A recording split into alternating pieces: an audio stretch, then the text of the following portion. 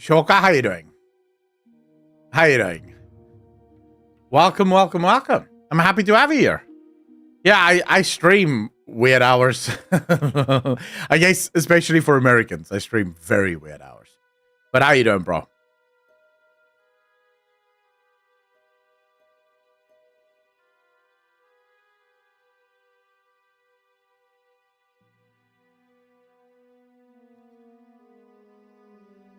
Busy having a fight on Twitter, and this time over something stupid.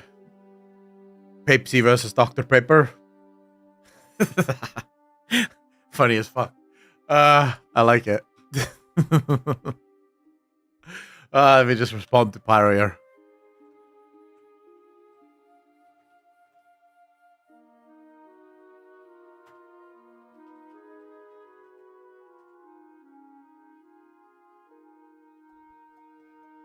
Sure, how's your day been? Are you US, EU? Why do you normally... Is it normally too early for you? The normal streams, or... What's happening?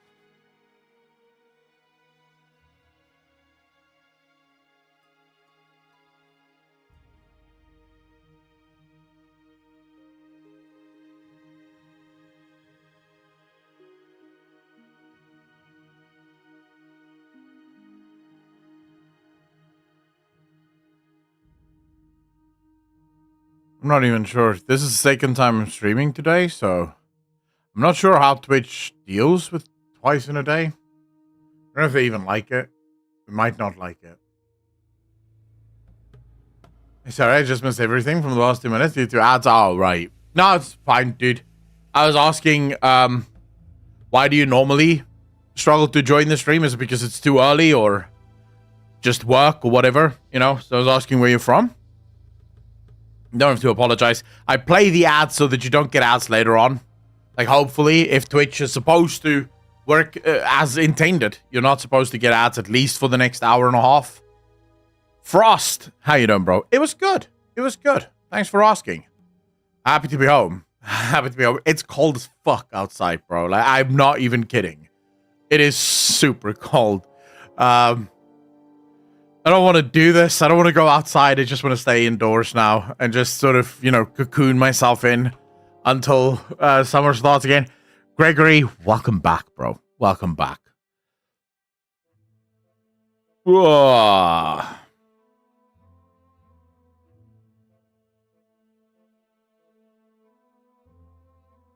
It always feels weird streaming a second time in a day. I don't know. It's like my brain doesn't compute that a second stream time in a day is like a stream time, you know? It feels like it's, I don't know, it feels like a throwaway moment in time. I don't know, normally for some reason I don't get notifications about it, and every time I'm online I never see you streaming. I also work a lot. Nice. But now I'm on disability, so I have all day. Oh shit, sorry about the disability thing. I hope it's not too serious. But I'm from Dirty Jersey. New Jersey. Wait, why is New Jersey considered Dirty Jersey? Or is Dirty Jersey a different Jersey to New Jersey? What's the deal there? I know New Yorkers don't like New Jersey for some reason. I don't know why. At least they made that joke consistently in How I Met Your Mother about how New Yorkers hate New Jersey. Necrotarkin, how you doing, fam? It's the armpit. Why? But that's BS. This place is dope. Like, but why is it considered the armpit of the nation? Like, what happens there that makes that a thing?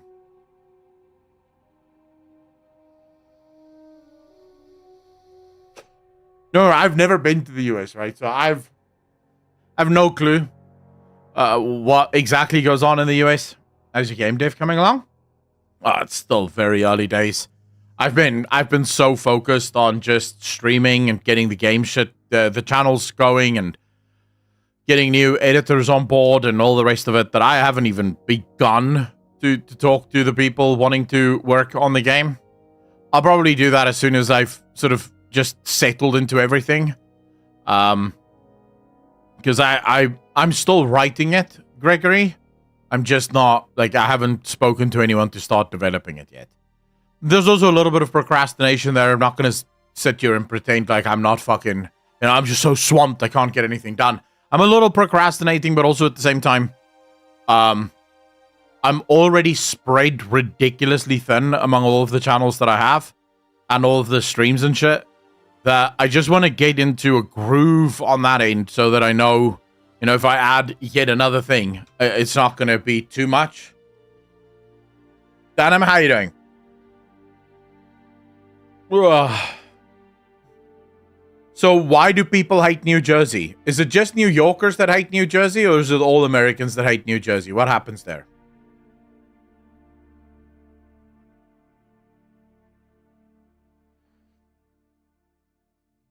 California, but still bad enough to let us know. But I think it's just because New Yorkers hate New Jersey and everyone else has jumped on the bandwagon. To be honest with you, I would rather live in New Jersey than live in New York. It seems like a miserable existence living in New York. But then I would rather live in Texas than live in New Jersey or in New York. And I would rather live in Antarctica than live in Texas or in New Jersey or in New York.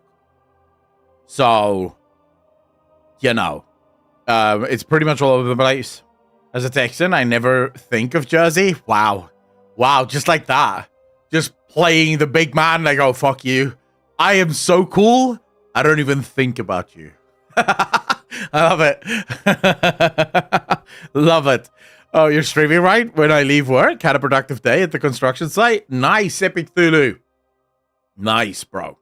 Well, enjoy your trip home, you know? Keyboard, how you doing? We all hate California is a thing now?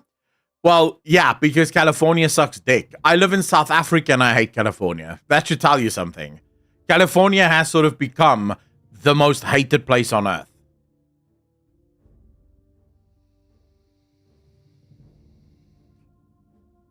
Kansas. The only reason I can't like Kansas, I'm sorry to say, but you guys have the city chiefs. Kansas City. Is Kansas City in Kansas? Because if it's not in Kansas, maybe I can like Kansas. But if Kansas City is in Kansas, I don't like Kansas. Because you guys have the Kansas City Chiefs, and I fucking hate the Kansas City Chiefs. It's on the border of Kansas and Missouri. I'm Nevadan. I was bred to hate California. I love the hate train. Yes, it's in both Kansas and Missouri. It actually straddles both states. So I'm allowed to hate Kansas. Because I can't fucking stand Kansas City Chiefs. I can't handle the Chiefs. I don't like any single player that plays for the Chiefs. But Kelsey, like him the least. And then the quarterback, he's brilliant, which is why I hate him. Because, fuck him. I just, yeah, I don't like the Kansas City Chiefs. I like Florida because they're the home of the Buccaneers. Go Buccaneers. I also like Texas because they're the home of the Cowboys. Go Cowboys. And I guess I should also say I kind of like New England because I used to be a fan of the New England Patriots. And I still watch all of their games. So go Patriots. But fuck the Chiefs. Kansas side too, so additional reason. Wait, how do you have one city that straddles two states? How does this work?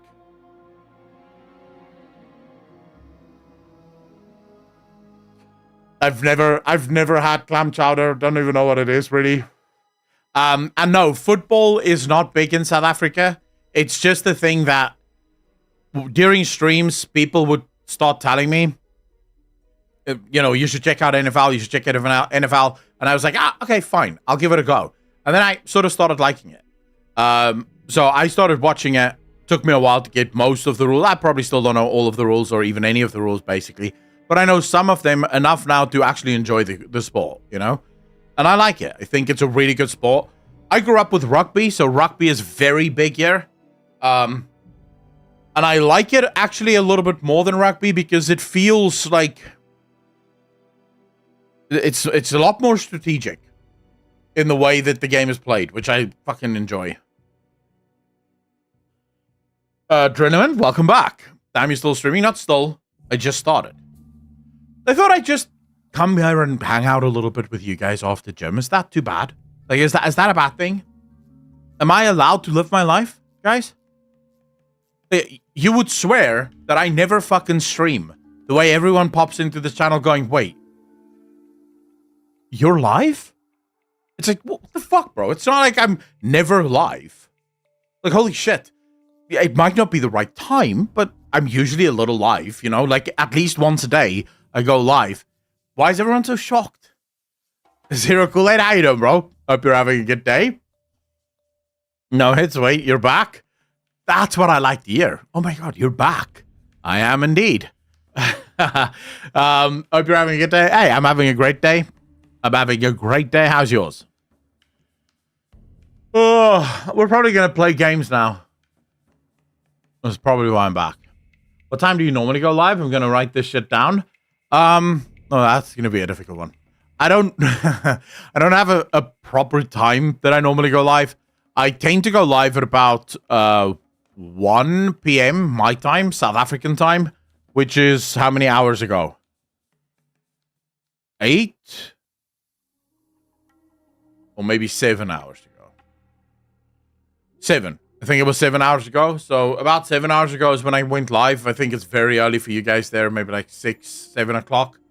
And then I go until about 5, 6 p.m. And then I go to the gym, and then sometimes I start afterwards again.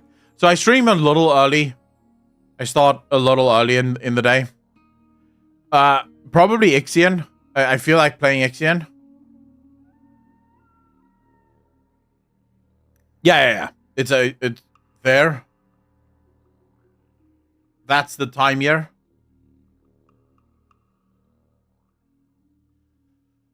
So yeah, I start at 1, but not always. So tomorrow, for example, I don't stream at all on Twitch. I go live on YouTube at 6 for the Barons chat. Age of Empires 4, that's another good base builder. I should probably... I always liked Age of Empires, but I feel like the games that I want to play have sort of moved on. Charlotte, how you doing, bro? It sort of moved on a little bit from where it used to be, so I'm not sure if I would... I'm not sure if I would enjoy Age of Empires now.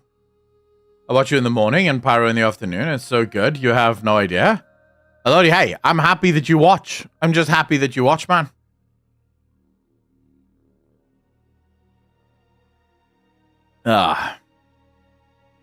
What madness is this? A second stream? Morning, yes, because I was bored.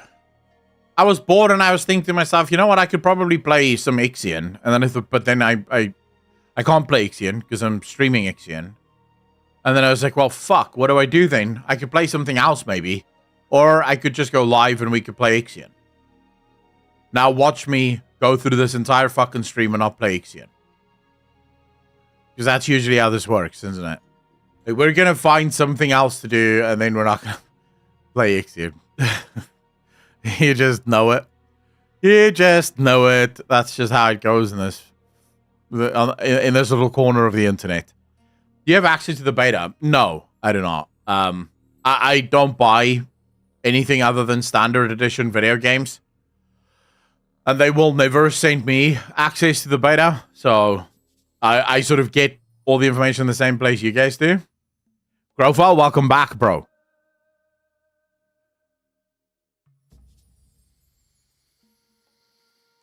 Lodi, wouldn't surprise you how? Frost, for me, yes. It's very much a principal position. I don't think companies should be incentivized I have no problem with companies having like a standard edition and a deluxe edition And even a collector's edition if that is something that they feel like they can justify. But the second a company starts adding things like early access or things like beta access, I refuse to buy anything more expensive than the standard edition. Because from my perspective, if I support that, I'm incentivizing it. And before you know it, you'll have companies taking even more liberties with that shit. Because remember, companies want to force you to buy the other versions of the game. So if they know that they can get away with doing early release, how long before you start getting, the collector's edition of the game offers you 1 month early access. The deluxe edition offers you 15 days, and then the normal edition offers you 15 fucking late days. So how long does it take before we get to some bonkers bullshit like that? So from my perspective, I'm just like, nope, I support none of this. So the second people start adding anything other than purely cosmetic rewards to their different versions, I only buy standard. And I don't care. Then I won't play it early. It's fine. Charlotte, you're absolutely correct. I said that first, and then Asmongold used that in the latest Steak and Eggs podcast, and now everyone's gonna think, oh my fuck, I can't believe Asmongold just came up with that. But I said that, like, when Blizzard announced that there's gonna be a 3-day early access, I still said, it's not 3 days early access, it's 3 days late access for all the poor fucks. If you're too poor to buy the digital deluxe edition, you get to play 3 days late. But I'm not going to get the fucking credit for it because I'm a small streamer. Well, I'm not small. I'm very fat. But I'm a small streamer in terms of numbers. What annoyed me was they sold the Epic Edition, so they knew the traffic that beta was going to get. Of course, it was a shit show. Well, yeah.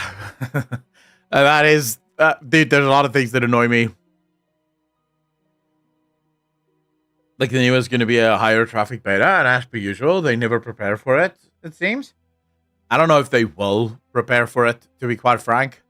Speaking of Pyro and Asmongold, I would love to see a big podcast with all you big WoW content creators. I think Pyro could probably get a podcast going with people like Asmongold, and probably some of the bigger ones. I don't think I'm anywhere near their radar. Like, there would be nothing to gain for a creator like Asmongold to talk to me. But I think he has spoken to Pyromancer in the past. I think Pyromancer has been on his stream before. So I can see that happening. Also, I live in South Africa, and all of the other people live in America, which just makes it such a fucking ball ache. Finding the right time to do it. But I would love to sit down and talk to some people. With your video just a little while ago. Yeah. He's reacted to a few of the other videos as well. Abaddon, how you doing, bro? Pyro has been in Asmon's stream a handful of times. Yeah. I mean, I don't really, like... I probably also should ask at some point, right? But I never do. I think he's friendly with McConnell. Yeah, and I'm pretty sure McConnell doesn't like me. I think someone told me this once. Someone told me once that Asmongold was talking about me or something that I said, and McConnell said something about I hate that fucking asshole, some shit like that. I can't remember. I mean, I've never spoken to McConnell, but I don't know. That someone told me that. I'm not sure. Maybe they were lying. It feels like expansion looks solid. Oh, Alkin, yeah. It looks really good. It looks like a very good one. Holy, oh yeah. I think he was actually there. Sound like a shit stirrer. They need to remove tiers for expansions, but sadly, it's just a pipe dream. They will only remove the tiers for expansions if people stop supporting it. If people keep buying it, they'll keep doing it. That's as simple as it is. That's why I don't support it. I'll rather play 3 days late.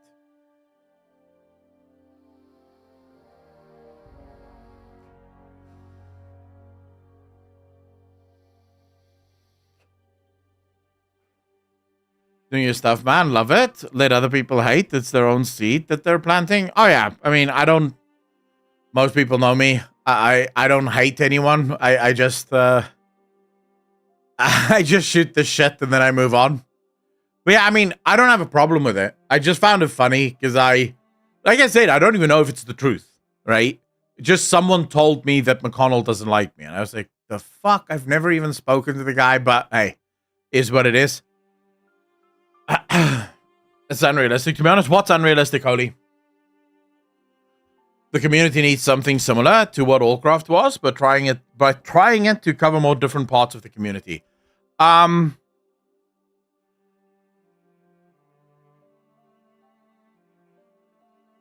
Yeah, I guess you're right. I just think the big problem right now is that for most of the larger content creators, in order to do something like Allcraft, you would need someone at the size of Asmongold. And for someone like Asmongold, World of Warcraft doesn't have much allure. The fact of the matter is there's a lot more money to be made outside of World of Warcraft than what there is to make inside World of Warcraft. And that's just a fact, right? If you're a large enough content creator, you have a choice between World of Warcraft and not World of Warcraft. Which one are you going to pick? Not World of Warcraft. You have millions upon millions of people that can potentially watch you not talk about World of Warcraft versus a few million that will watch you talk about World of Warcraft. And then also, the World of Warcraft community has a massive hate problem. Like there are, and I'm not talking about the kind of hate that you think it is. There's a portion of this community that are just the most hateful, absolute, vile, disgusting pieces of human excrement that you'll ever meet. So I do understand why a lot of the larger content creators walk away from the game and just go, you know what? I can go literally anywhere else where I don't have to deal with this nonsense. Where I don't have to deal with this crap. I'm just gonna go. So I fully understand it.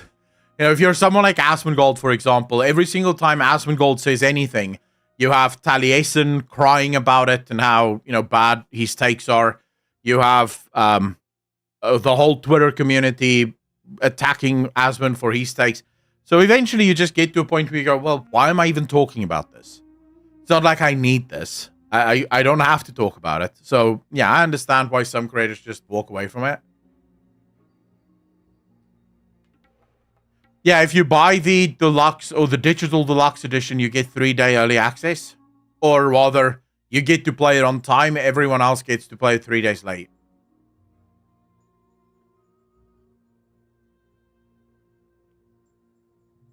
Hoshalaga, how you doing? When do you think we will see Illidan again, and what do you think will happen to him? I think we're going to see him in Midnight. We're going back to Quel'Thalas. This is going to be a super heavy Alvin expansion, I feel like. And yeah, I think that's when he's going to come back. And I think he might be coming back with a little bit of insight into how he may have been wrong. But that's about it. We'll have to wait and see how the War Within plays out before believe me, I'm going to be keeping an eye out for what could potentially happen there. But we don't know, right? All I know is that the Titans should start making their return somewhere in Midnight. And if the Titans are making their return, Illidan is going to be too. Nico Spider, how you doing?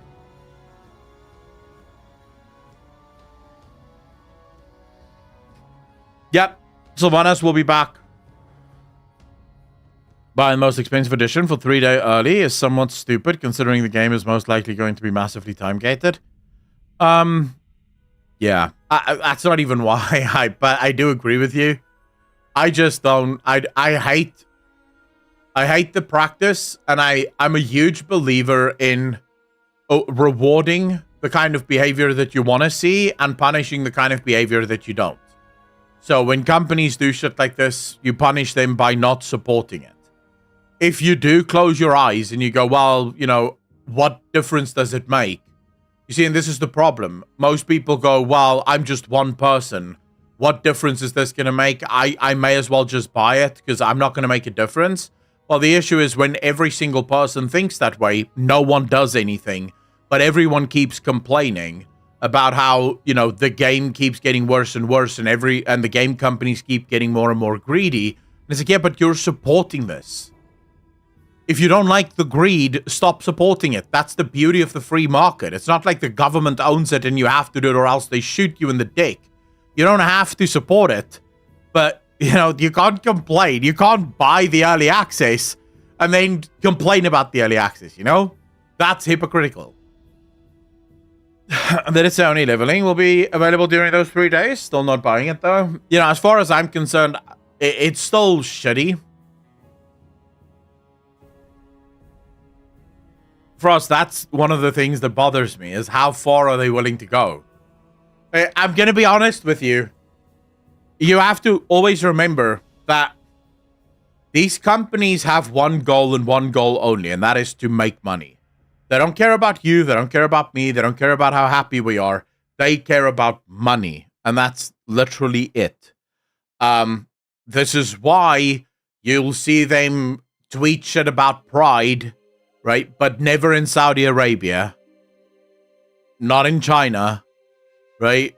No, they'll tweet about pride where there's no price to be paid in the West, where no one gives a fuck about gay people. They won't do it in Saudi Arabia because they don't want to lose money. They won't do it in China because they don't want to lose money. These companies have no principles. It's very important to remember. Companies have no principles. Companies do whatever the fuck they want, right? What you need to do is remember that. Because if you punish them by removing some of that money, they very quickly start doing the right thing. Very quickly. But only you can do that. If you don't, they're going to get worse, and I can fully see it. Look, if these guys can start making money by selling early access to raids, you bet your ass they will. If they know they can charge $5 for a week early access to the new raid, you bet your ass they will. The only reason they're not currently doing it is they know at this point, gamers will be like, fuck no, I'm not doing that. But you already know how they're going to do it, right? The first time they'll do that, it'll be attached to the 6-month sub mount. It will be attached to the 6-month sub.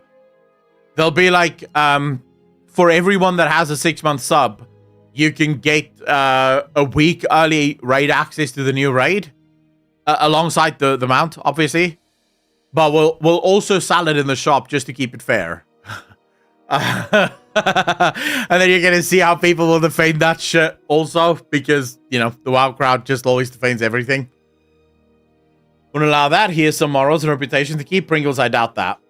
Fuck's sake, stop giving them ideas. You already gave them the early one for X-Packs because we talked about it in the podcast.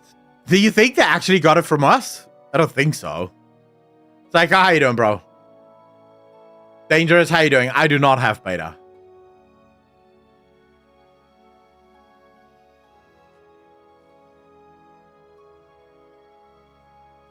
Tight fucks wouldn't pay your Patreon. They wouldn't even sub to my Twitch, man. Can you believe that? Fucking assholes. I can check now if I've had beta access. I can guarantee you I have not. But I'll check.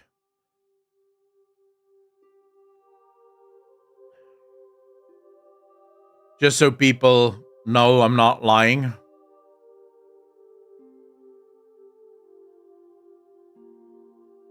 There you go.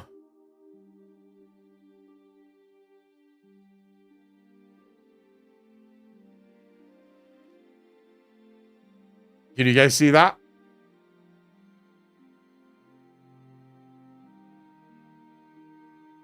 Oh, wait, what's this? Wait, this is new. Do you think this is the public test realm? For War Within? No, it will say beta. It will always say beta. If you look at everyone else's, it will say beta. Yeah, it says beta. This is for the pre-patch. Yeah, this is definitely not for beta. It always says beta. I've been invited to betas before. I'm not an idiot. Try it out. No, you can already see it's not even it doesn't even need an installation, which tells you that there's nothing to install. So there's no, and I haven't done any other installation. So no, it'll if you look at everyone that's posted their access, it always says the War Within beta.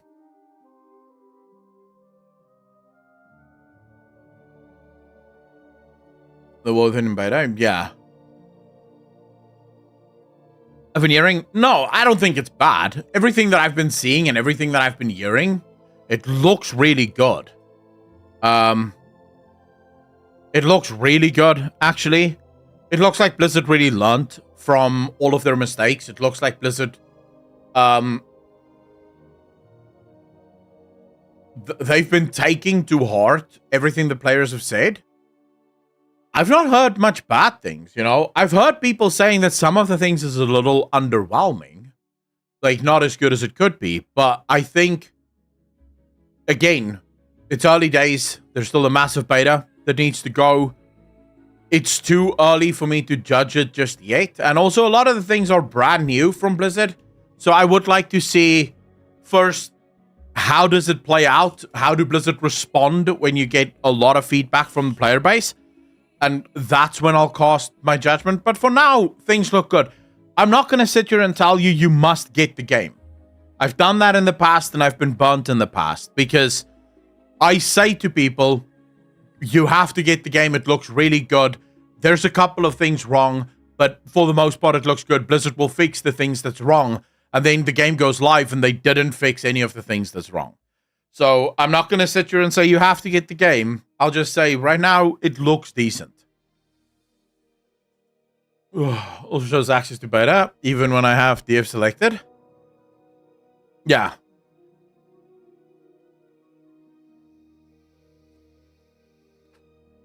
I think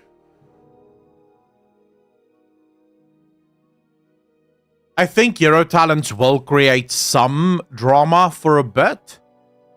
But considering the fact that Hero Talents are here to stay, I'm not worried because it is basically just like normal talents, right? It's going to become normal talents. It is normal talents. It's going to be here forever. So they'll fix it and they'll have time to fix it.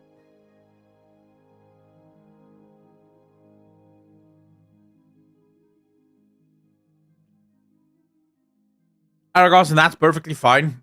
If you want to wait and see if people change their minds, that's also a viable option, obviously. There's enough cool Euro talents for drama not to matter. A handful of them are dog shit. You'll be surprised. Most people make problems with everything. The thing is, you want that, though. The one thing that you do not want, the one thing that you never want, is for no one to complain about your game. Because the only way no one will complain about your game is if there is no one playing your game.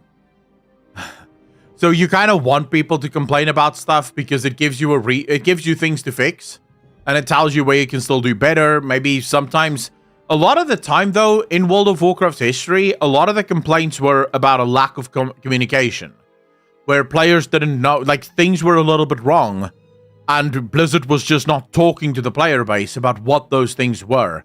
A lot of that has been fixed. I mean, Blizzard is communicating more than ever before. They're really talking to the player base. They seem to be very open and honest with the players about what is going on, what they want to see, what they're up to. I think all of this is good. Overall, I think this is good for the health of the game.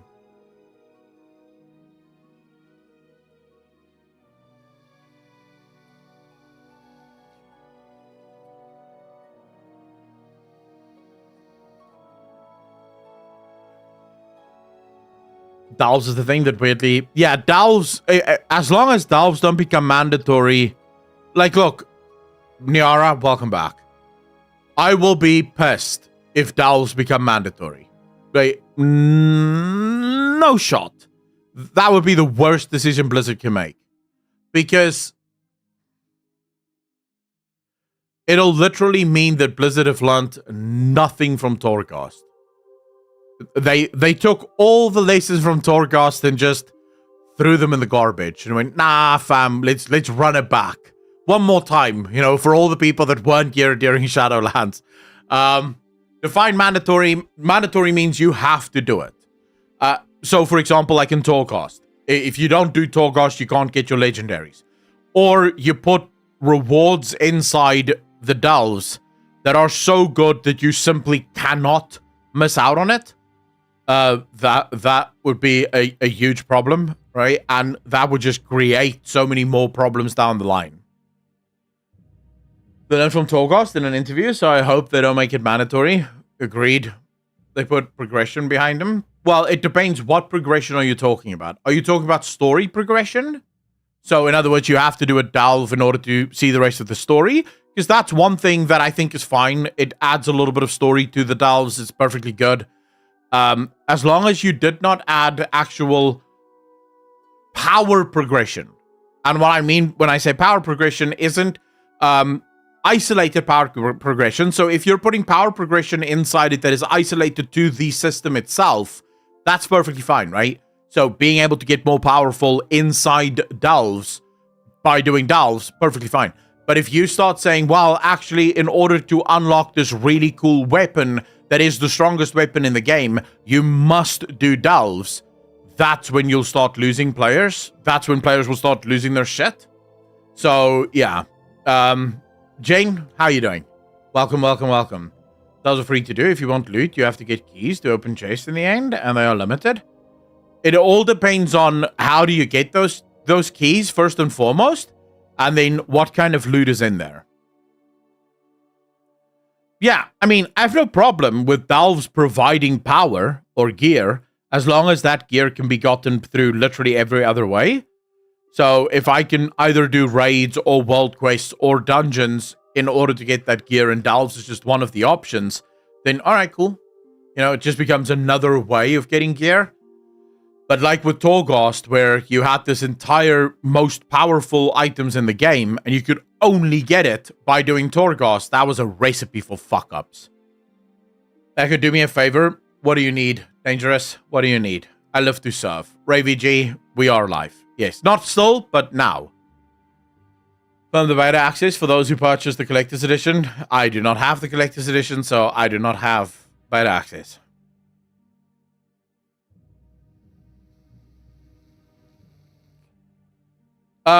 Dangerous. Don't do that. Don't fucking do that. Please. Don't do that. I don't know how long it will take. Wait, I have one launcher, and that is the launcher for EU. I have an NA one, but I haven't activated that in a long time. But don't do that. Keep your money. As I said, I don't want to support this, right? I don't want Blizzard to I don't want Blizzard to have to do this, and the more we support this, the more they fucking do this, right? So what I would like for you to do is take the money that you would have spent on that and buy yourself a coffee. No, fuck! I almost forgot about the war I'm fighting. What I would like for you to do is take that money that you would have given me, right, and buy yourself a Pepsi or a Pepsi Max. Because fuck this bullshit. I just heard that Dr. Pepper has overtaken Pepsi as the second most popular drink in the US. And in my opinion, that is problematic as fuck.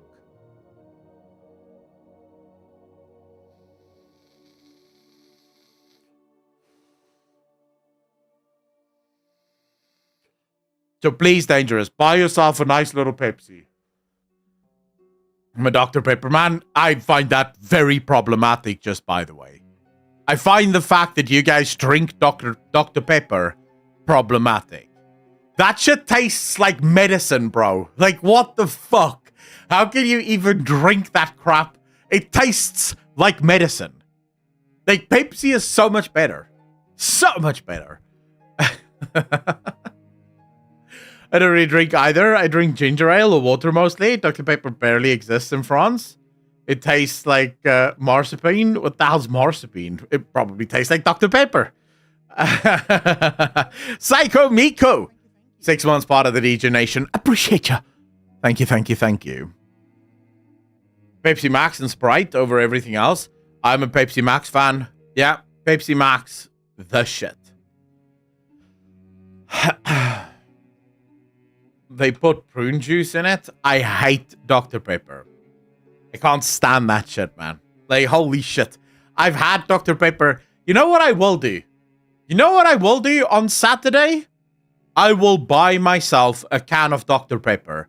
And I will drink it live on stream. I will go live just to drink that Dr. Pepper so that I can fucking prove to you that I hate it. I haven't had Dr. Pepper in probably 5 years. Naomi, you are on thin fucking ice. You're German. You should not like Dr. Pepper. What are you talking about? How you doing, Naomi? How was work? Get the diet one, though. Okay. I'll get both. I'll get the diet one and the normal one. So, Dangerous, we have a deal. You'll treat yourself to a little Pepsi. Just so you can put Pepsi back over Dr. Pepper.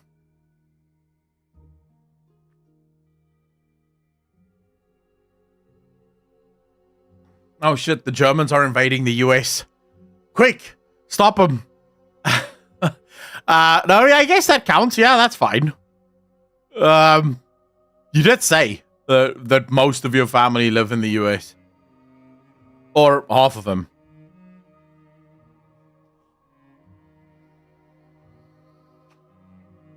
Psycho, what I will do, I don't think that counts though, because I have bought so much Pepsi Max in my life that I don't think it counts.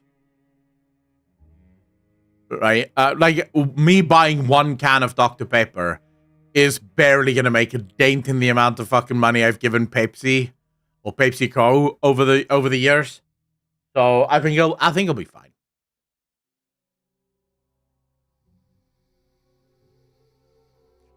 Get some root beer, put it in a... Okay, fuck you, Massey. I'm sorry, but if there is one thing that I think... Like, I have all the respect in the world for the Southern American states. You know, I think the South is really cool. I think the people are really cool. I love the fact that the girls wear cowboy boots. I'm all for this. But fucking floats has got to go. It's a thing that kids drink when they don't have their taste buds developed yet. Soda and ice cream is a disgusting mix that no adult human being should ever drink it. You should not be consuming that shit. It doesn't mix. It's like drinking milk and soda. What are you doing? Like, why would you do this? It doesn't make sense. If the Germans give us better quality jobs, a pension and free healthcare, let them come. Well, you don't have free healthcare in Germany, so... Where are you going to get this healthcare from? Why would the Germans give you something that they don't even have? I'm hopefully even. I love root beer floats. Ugh, fuck me. I genuinely just had a little bit of a gag reflex. In fact, I would go so far as to say I would rather have a penis in my mouth than have a soda float. I think I'd do better with the penis. I could probably last like 5 seconds longer before I throw up.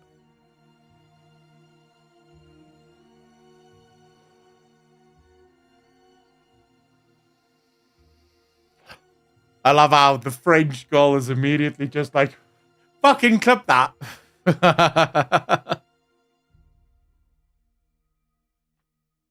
Adding ice cream to root beer makes it almost like a cream soda. I fucking hate you guys so much. Why? Why would you want to... You're fucking up 2 really good things. You're fucking up great soda and great ice cream. Why are we doing this? Are you guys just like... Do you just like breaking things? I don't know why. What is wrong with cream soda? There's nothing wrong with cream soda, but cream soda isn't called cream soda because it's creamy. Because it's not written cream soda. It's C-R-E-M-E. Cream soda. And in South Africa, it's green. It's called the green ambulance because you drink it the morning after you got drunk. Because it takes away all of your fucking hangover.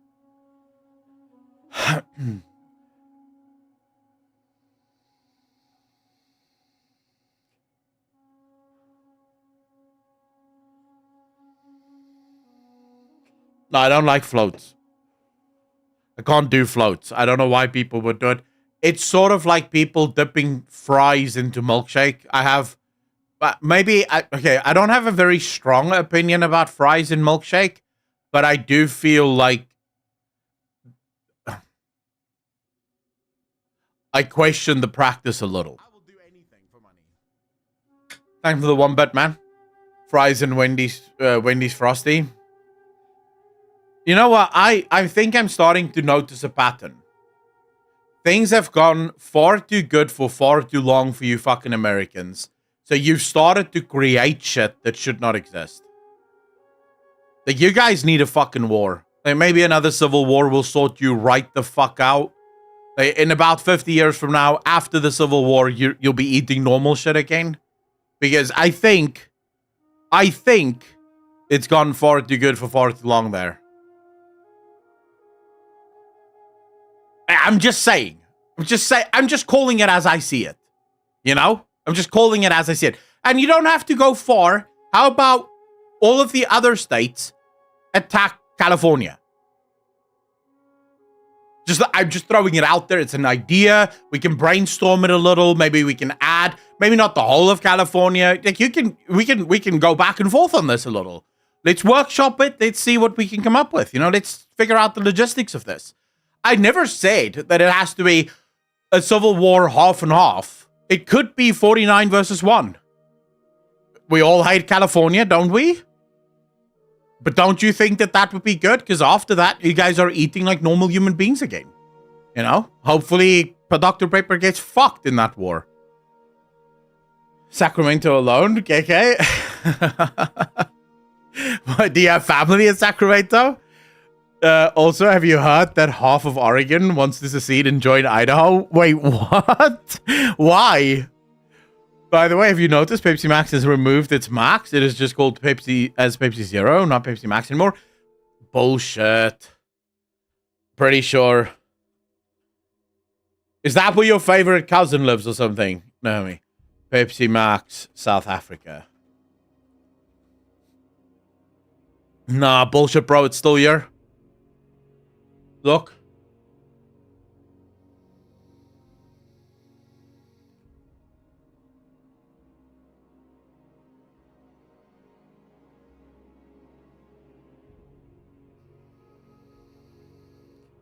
Latest video of him making Biltong and your thoughts? Titan Havoc, link that shit. I love watching Americans make Biltong because you usually fuck it up. So I love watching that shit. Show me. Let's watch this. So excited. When I see Americans make Biltong, I get like, ooh, so good, man. Because that is the most cultural thing you can do. You want to know what it's like being married to a South African? Just eat Biltong. You'll get it. What is going on, everybody? Welcome. All right.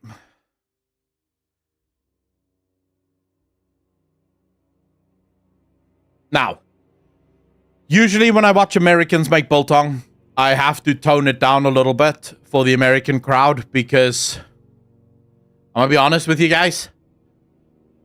Not even the king of steak did it right. Guga Foods made a lot of mistakes with his Biltong. I mean, it's still Biltong, and it will still kick the shit out of whatever you guys call jerky. But he made mistakes. So I've lowered my expectations and my standards quite a bit, you know? I'm going into this with an open heart and an open mind. You know? Clear eyes, full hearts can't lose, I think is the saying. You know, as the great American saying goes. So let's get into this. What is going on, everybody? Welcome back to Chud's Barbecue. My name is Bradley Robinson, and today I'm going to show you how I made this beautiful, delicious, flavorful. Ooh. I mean, it could use a little bit more intramuscular fat, but holy shit, look at the fat ring on these babies. I mean, the fat ring on these babies is good. I'm not gonna lie. It's rare that you see someone make that good of a... Okay. Maybe he's got me. Full, dried, amazing South African beef jerky, a.k.a. Biltong. Yeah, Coming yeah. up.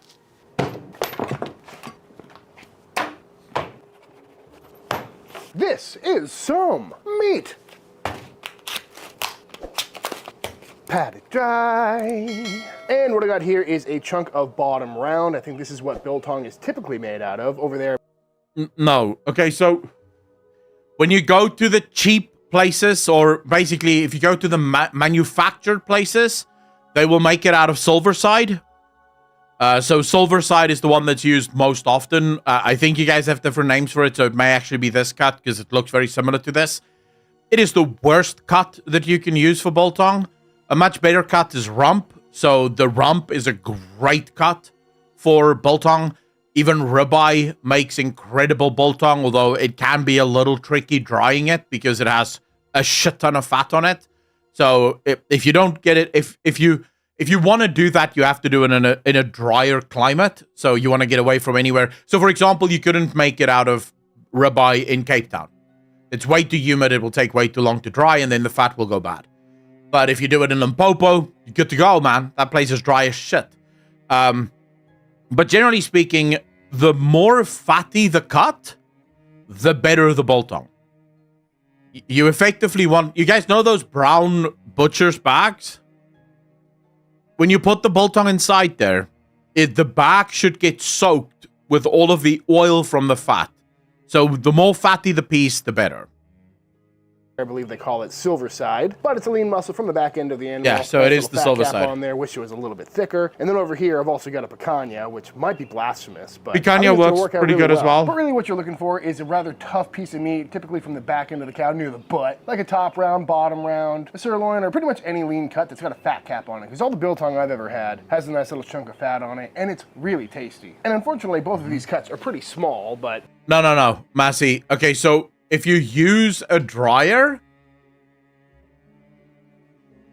It does. If it's a heat dryer, it does not come out as good.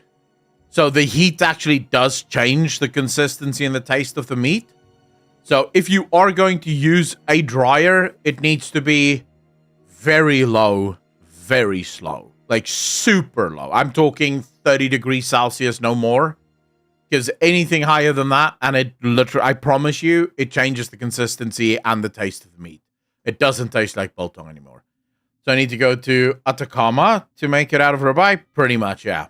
I think it'll work out just fine. If you're unfamiliar with biltong, it's a South African meat snack, which is most often compared to beef jerky. And I've ordered it online before, and it's really good stuff. And I've always wanted to try and make it, and it turns out it's pretty easy. But first thing we need to do is cut this down, thinking about maybe an inch or so. Nothing too big, because the thicker it is, the longer it's going to take to dry. So something like that is...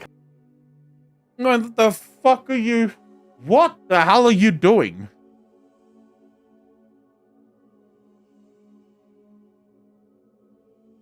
That's not right, that. That's not right. You want the fat to be on the longer side? You want the fat on the long... Because you want every piece to have an individual fat cap. So that when you're eating it, you get it. Right, you get fat alongside the meat. This is not right. Kind of what I'm after today. And I'm gonna have some small little chunks of biltong. I was kind of hoping to find a nice big roast so I could have some big slabs of it, but this is gonna work out just fine. Beautiful. Cutting with the grain here, which is a lot easier to see on this picanha. Nip this end off. The picanha will be fine. This piece. Probably should have trimmed that silver skin off. Might do that here in a minute. And just like that, all cut up. Let's go ahead and get our spice mix ready. Starting by dry toasting our coriander. So into a hot dry pan, I'm going in with our whole coriander seeds, and we're just gonna dry toast this until we see a little bit of smoke coming out and it starts smelling really good. And just like that, smelling really good. A little bit of smoke coming off and nothing is burned. Just trying to release the oil. So now into the spice grinder to get this all ground up.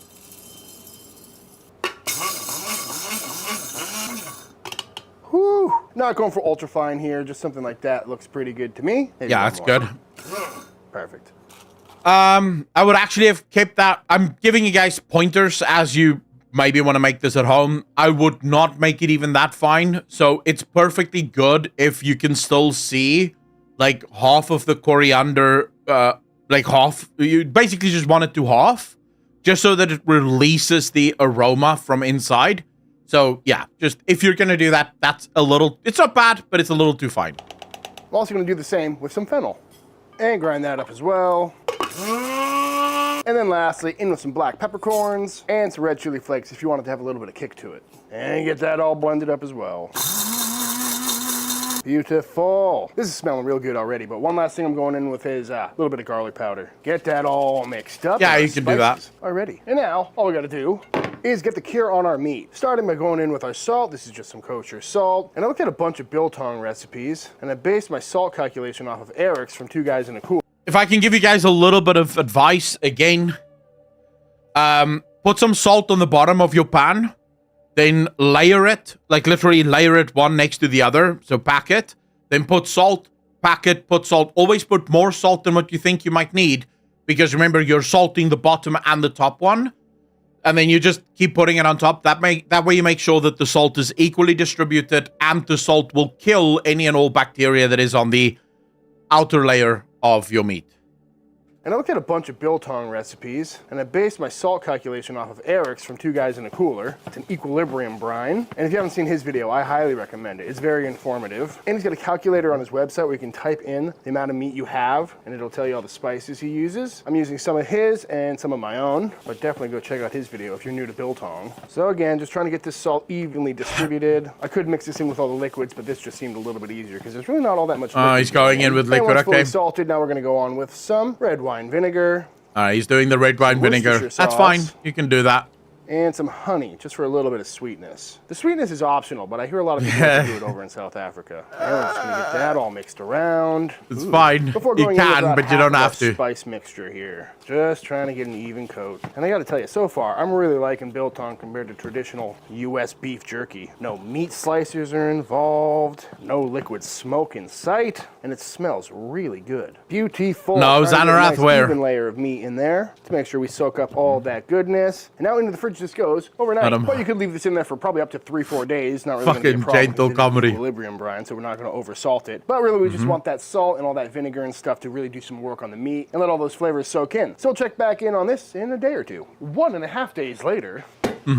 Let's check back in on this. That looks beautiful. A little longer than 24 hours because quite That looks gorgeous. I forgot. But that's completely fine. Probably made it better. But if we take a look at this stuff, it looks pretty good. Feels a little bit more tight. Smells amazing. All that coriander in there.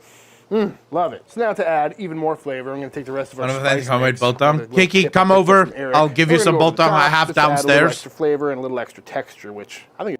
Like, I don't make my own biltong because I don't have the setup for it, but I can literally, I have biltong downstairs right now. I can buy biltong in kilos 5 minutes from my house. So actually, that direction, and that direction, I can buy biltong 5 minutes from my house. So biltong is not a problem here. I think it's gonna be really good. Woo-hoo. And now that this biltong is fully cured, fully seasoned, all there's left to do now is hang this up and let it dry. And to do that, I'm gonna grab myself a little hook here, which I put a little piece of tape on. I'm gonna try and just jam this right on through. Oh, perfect. That went through so easily. And the reason I have this hook on here is because I'm gonna weigh this out. 126 grams. Now I'm gonna mark that down.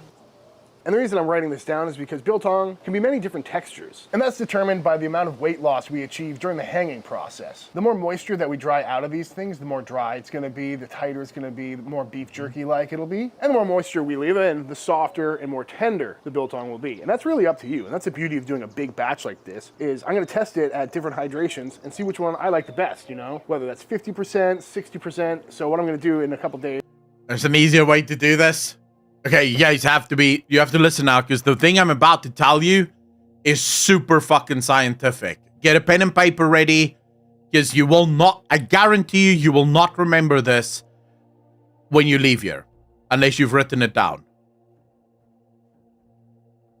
3 days, perfect. 4 days, already a little dry. 5 days, sandwich.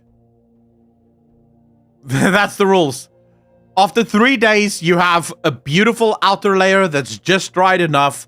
It's still a little reddish, pinkish in the middle, but it's perfect. It's soft, it's juicy, it pops in your mouth, it's perfect. 4 days, you're starting to teeter on the brink of a little bit too fucking dry, but it's still alright. At 5 days, put that shit in a sandwich with some butter. Don't try and eat it, it's way too dry.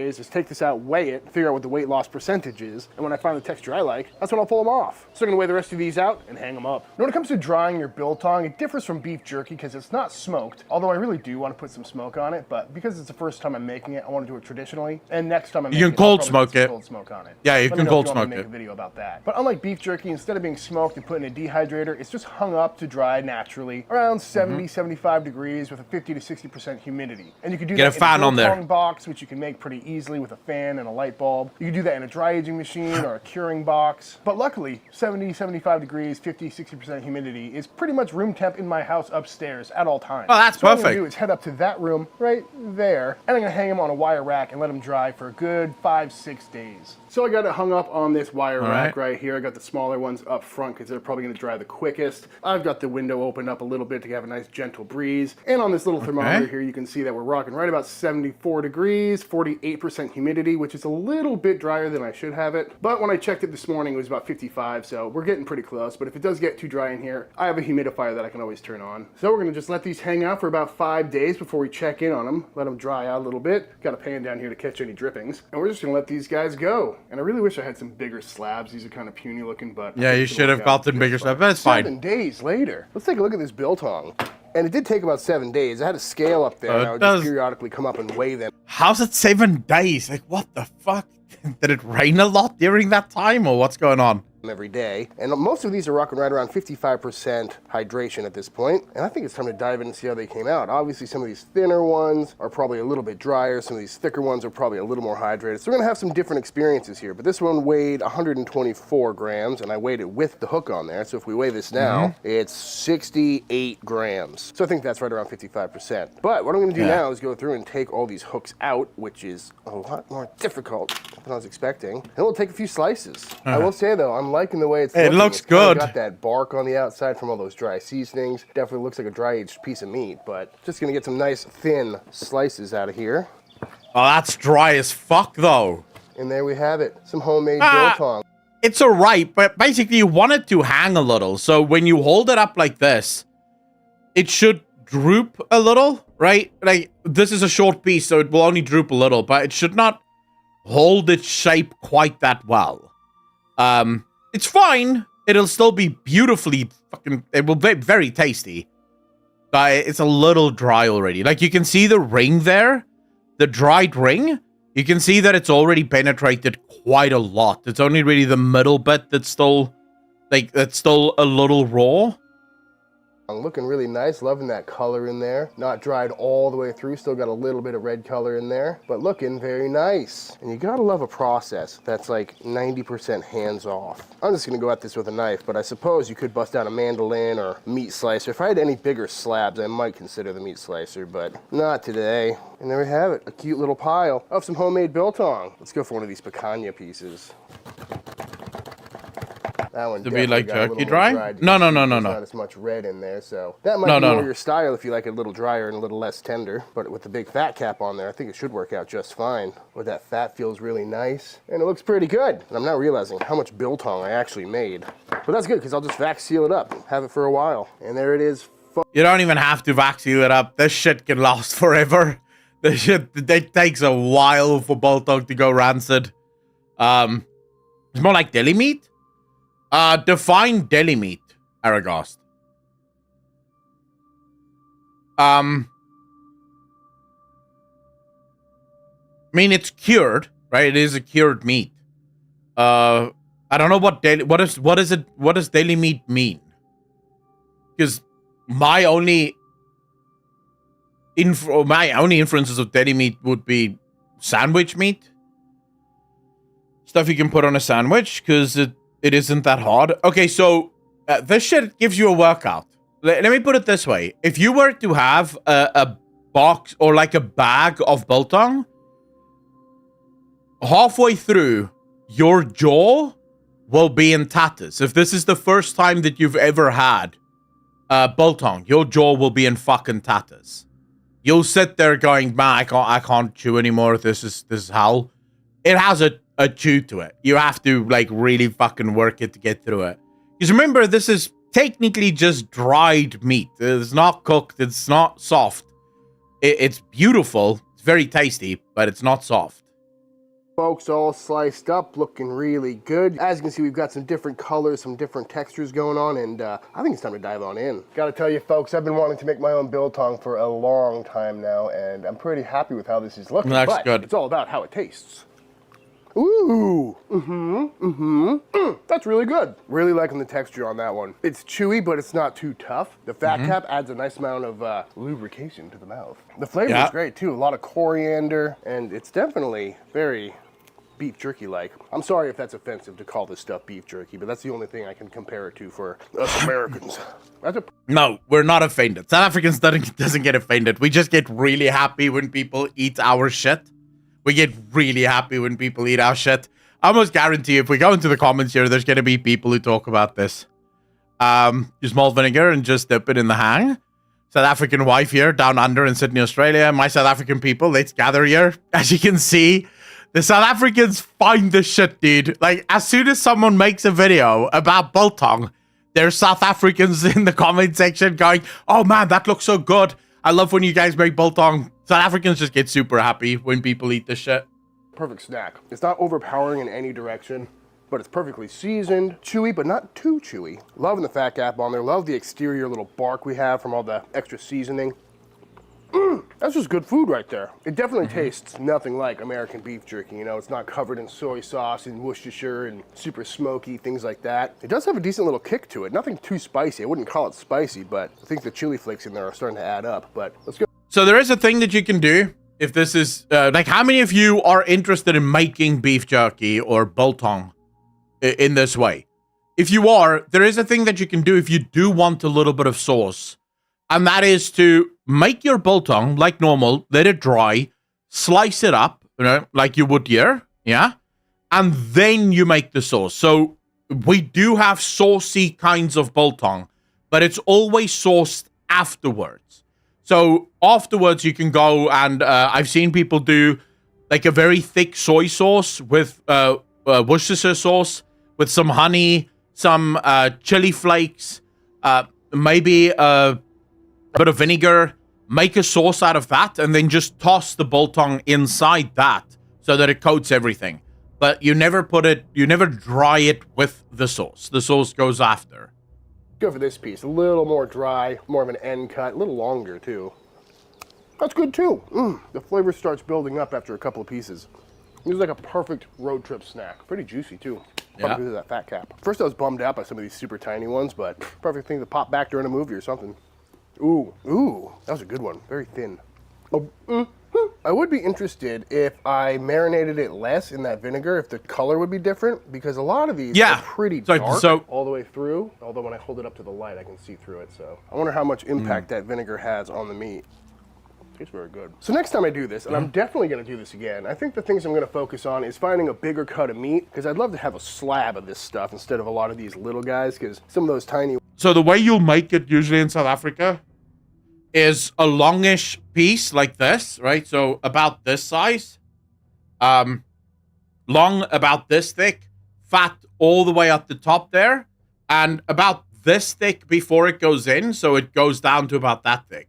So you get these long slices with the fat on the end. That's usually how you want to get it. So you want to get a big piece of silver side or sirloin or anything to that effect, right? But it needs to be a bigger piece so you can cut it really long and give it enough time to, because the smaller it is also, as you can see here, it dries out way too fast and it doesn't dry out as evenly as you would probably want it to. Ones, you know, we've got a lot of pieces this size, which is fine, but a lot more knife work. Although the bite-sized ability is nice. And other than that, I definitely want to throw a little bit of smoke on this. I think that would be a very welcome addition to that flavor profile. But let me know in the comments below if that's blasphemy or not, because this is fine by itself. And it's so easy to make. No, there's no such thing. You can do whatever you want. Kitchen for like 5-6 days, 7 in my case. It's dry yet tender. Very bizarre, but I like it. But before I devour way too much of this stuff, I think it's time for the official taste test. All right, y'all, and that is it. That is how to make some absolutely fantastic homemade South African biltong. I highly recommend giving this one a try. It really is a tasty treat, and it's a pretty cheap cut of meat using household ingredients. And other than the fact that you have to wait a week to eat it, it's an incredibly easy process that I highly recommend giving a try very soon. But all that being said, if you enjoyed this video, let me know by hitting that subscribe button. Let YouTube know by dropping a like on this video. If you give this recipe a try for yourself, be sure to tag me on Instagram at Chud's Barbecue. I'd love to see what y'all are cooking. Big shout out to all the Patreon members. Thank you for supporting Team Chud and allowing me to keep making all these videos. And until the next time I see you, please go cook something outside. Peace. I approve of this. Thank you so much for sharing. Thank you so much for sharing. It's always nice. So, yeah, there's no such thing for us, at least in South Africa. There really is no such thing as, oh, you know, that's sacrilege. You can't do that. Do whatever the fuck you want. It's not like the Italians with their pizza. If that is what you want to do, because you feel like that would go good with your biltong, go for it. You know, make it and see how it goes. I mean, my favorite type of biltong doesn't even have any of those spices that he just put on there. My favorite type of biltong just has salt on it. Like, that's it. Just salt. And I like that. That's my favorite. I'm just waiting for him to feed a piece to his dog. The doggo did happen, though. So, is that more of what he did? Try it with the sauce? Yeah, so there's two schools of thought, effectively.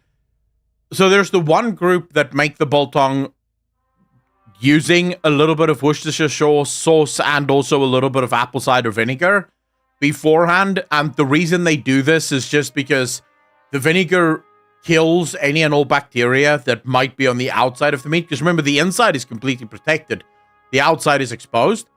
But then there's people like my dad, for example. He refuses to use vinegar because the salt already does a good job of killing whatever is inside there or on the surface. And the vinegar adds a different taste that my dad doesn't like. I don't care. Right? I can do the vinegar as well, but the salt is just superior, in my opinion. Yeah, and you can add any spice you want. Like, legitimately, you can add any spice you want. The only spice I would say that is absolutely critical is coriander. As long as you're adding coriander, you can do literally whatever the fuck you want. But you have to have coriander on there. Because that's like the thing that creates, I guess you could say, the biltong flavor. And once you've had it once, then you can maybe just do the salt like I do. Or whatever, but for the first one, have the coriander. If you wanted to do cinnamon, you could. And that would be weird, though, but you could if you wanted to.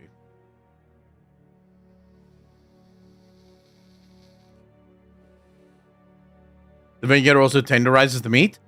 But trust me, biltong does not need tenderizing.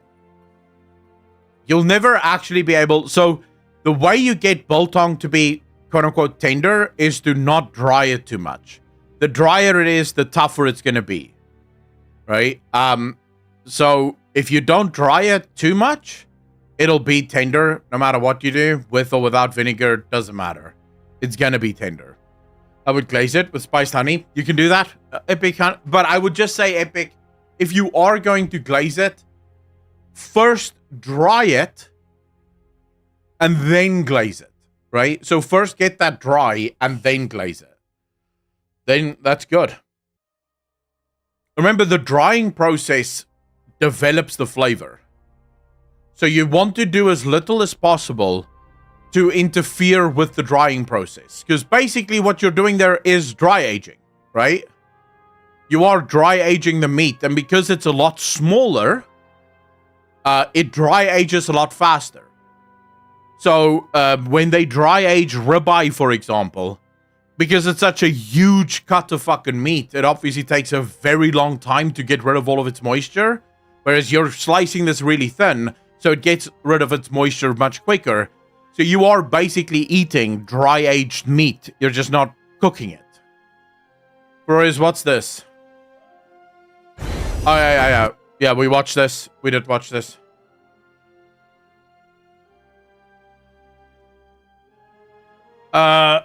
Lost Elite 3, how you doing? Favorite Primarch? Gilliman or Lionel Johnson? One of the two. Either one is fine. I can do either or.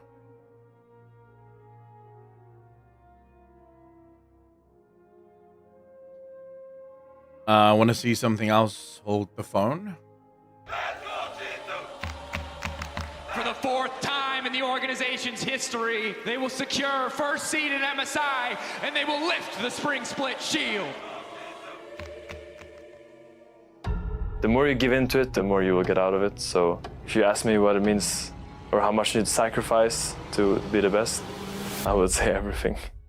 Back. No. We can't. Okay, just send guys. Okay, GG, it's fine.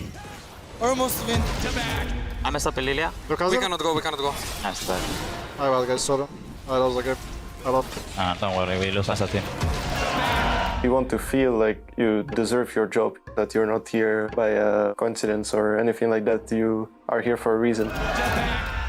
You have to go all in if you want to become the best at something. And even then, it might not be enough. I have learned a lot from those losses, though, and I will not repeat the same mistakes again. G2's so far ahead because they have cups. G2 just have to try to True, take it to actually. Breakups. They want to give him the same treatment. No, we're good. Apex in the spring finals. I don't think they are that far ahead. I never won LEC. Reached 2 finals, lost to G2 times. I'm not sure what you need to sacrifice to be the best, because I've never been. At least for me, the best means actually winning it all, Worlds. Once I win, I can tell you. A 3-0 for G2. But I think that this split, there might be some challenge for them. He's got no escape method, trying to get the trade on down. He does! Oh, it's gonna be hype, bro. Starts this weekend. I'm really motivated to win and say I played in the Aero League and I won it. I want to be the best. I don't compete to be the second. If I use my frustration to at least be more motivated, that can be fine. But if you use your frustration to just say it's impossible to win, then why are you competing? It would be weird of me to say, oh, I want to win Worlds. So at least for me, it's winning LAC right now. I want to get better to win.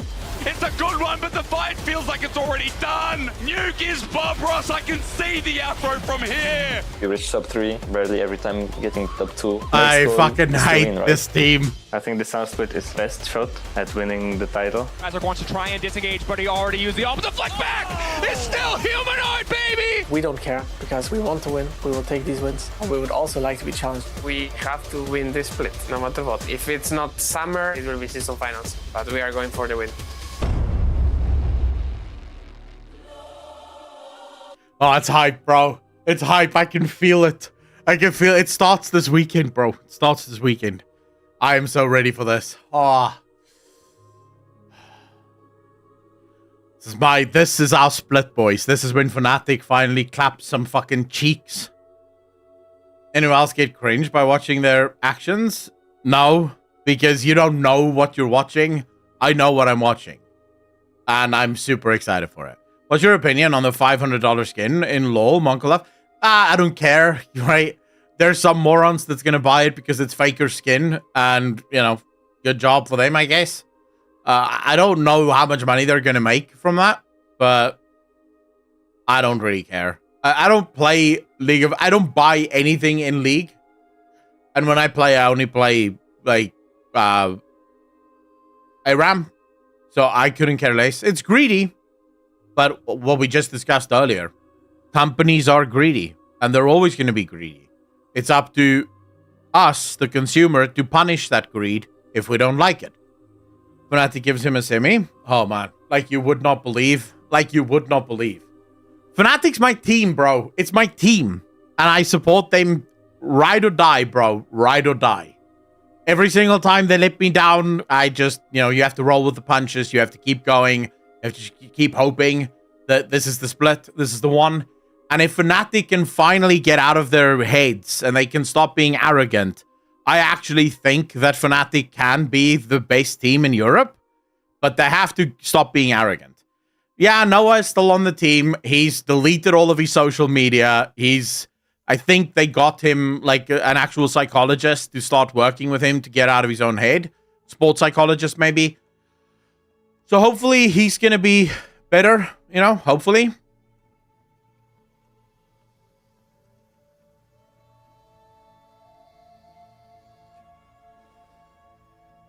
Well, consumers that don't care and they'll just buy anything regardless of its price for the prestige. Yeah, but remember, that will not be true for always. See Pyro's tweet about what he'd like to see for WoW faction focus. I saw one of his tweets about that. So yeah, I think I did. No. Reckless has left. He's playing support now for T1, I think.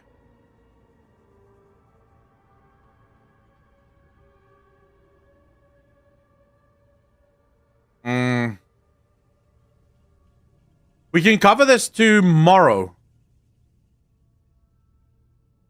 I'll cover this tomorrow during the Barons chat. We can talk about this.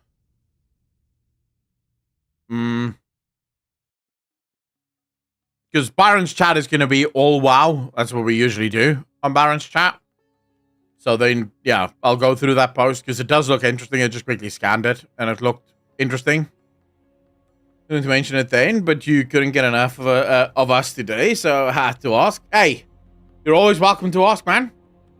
You say Barons chat isn't on Twitch? No. So Barons chat is only on the main YouTube channel. It doesn't happen on Twitch. It's an opportunity for me because I hang out with you guys on Twitch every single day. I hang out with the Acolon TV channel every single day. I never hang out with the people of the main channel, and the people of the main channel rarely come to the streams because I don't talk a lot about World of Warcraft on the streams. So for a lot of people from the main channel, they find there's not much for them to hang out with here. I mean, they have some, but not a lot. So this is just an opportunity to sort of go over there and go hang out with him, talk about World of Warcraft for a night. I'll check it out definitely tomorrow. Oh yeah. And the Warhammer people can get fucked. Truth. But you guys are used to that now. I mean, Games Workshop fucks you every single year, no? I mean, let's be real. If I treated you with respect, you wouldn't feel like Warhammer fans. You'd wonder what franchise you were busy supporting. Gregory, we may do actually, or we may not. I can't promise anything. TV, welcome back. What should we for today? I am back. I am back. I got home from the gym. I was a little bored. I thought, let me come hang out with you guys for a bit. Chat some mad shit. Acolon, quick question. Which vape are you using? Dead Canaan. I don't... Lost Vape, it's called. This is a Lost Vape. There. And it's Vaporeso, I think. Yeah. Vaporeso tank.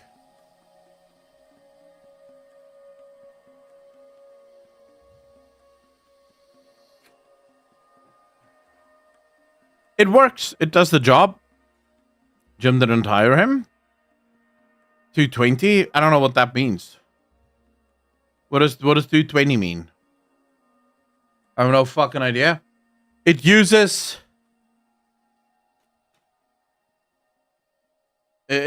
these cores. I don't know if that helps at all. But these are the cores that it uses.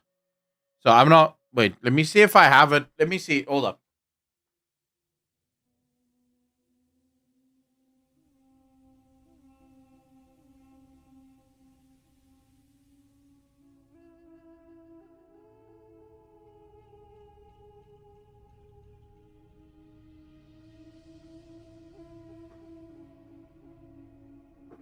Gentlemen, we are dealing with someone here who has absolutely no life.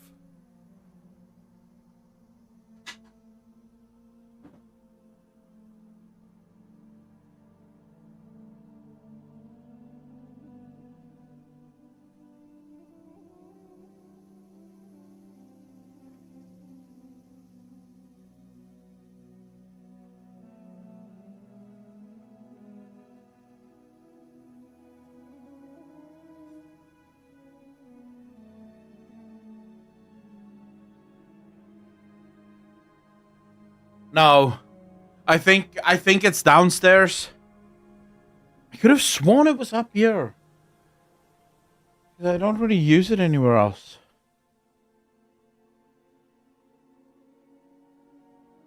Oh.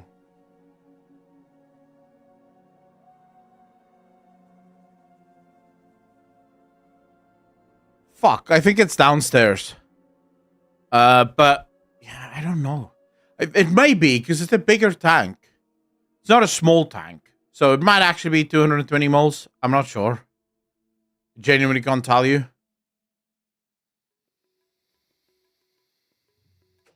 You don't have to apologize for derailing stream chat. This stream is built to be derailed. I have no plan. I come in here with no strategy, no plan. Just do whatever the fuck chat wants to do.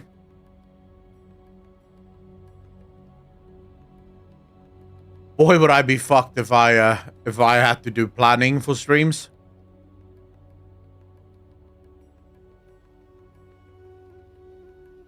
I'm just ignoring you at this point, Abaddon. Like, this is me ignoring you, by the way. I got chat on Rails. You do have a plan sometimes, and we do the opposite. Yeah, that's why it's not a plan, right? Because if it was a plan, I would stick to the plan. But it is true. Sometimes I think we're going to be doing this, and then we do not do that. Warhammer Fantasy, Wayne? Never. I'm not doing Warhammer 40k. I am not doing Warhammer fucking Fantasy. There's an absolute zero chance of me watching anything about Warhammer Fantasy. Warhammer Fantasy doesn't tickle my balls. I don't know. Just doesn't get me going. Ooh.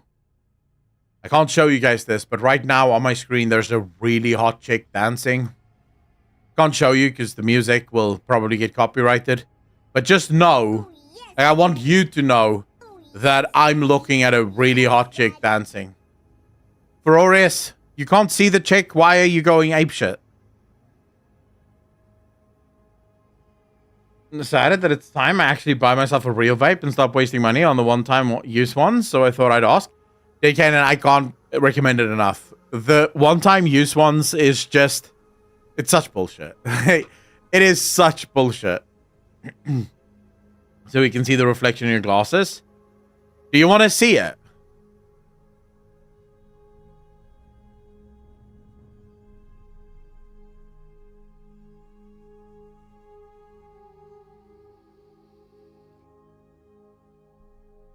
No, you're not seeing anything? No, I can't show this. The music will absolutely get copyrighted.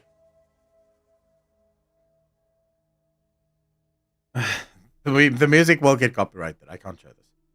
If I wanted not safe for work content, I just search for it. I can not safe for work content though. Well, this isn't not safe for work. This is absolutely safe for work. It's just not safe for YouTube because YouTube wants to fucking copyright everything. Because apparently you're allowed to use the music in shorts, but you're not allowed to use the music anywhere else. It's bullshit is what it is. Bullshit is what it is. Just mute the sound.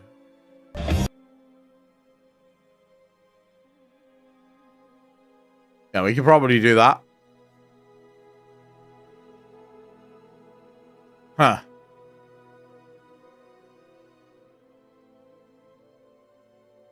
No, I'm not going to share it with you guys. This is just mine. I'll just keep it for myself. You guys don't deserve this. You've not been a good chat today. You don't deserve it.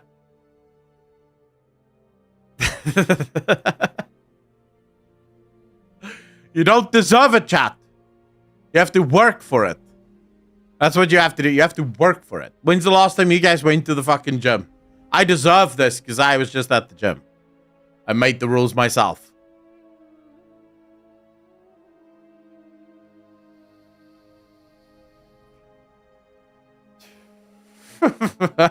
Yeah, you can literally see in my glasses. Well, you have to be very close, but you can see in my glasses. That's funny as fuck, that is.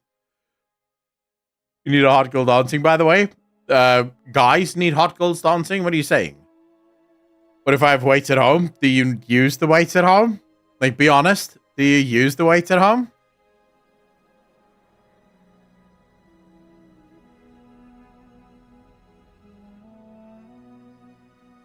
Well, I'll show you. I'll show you.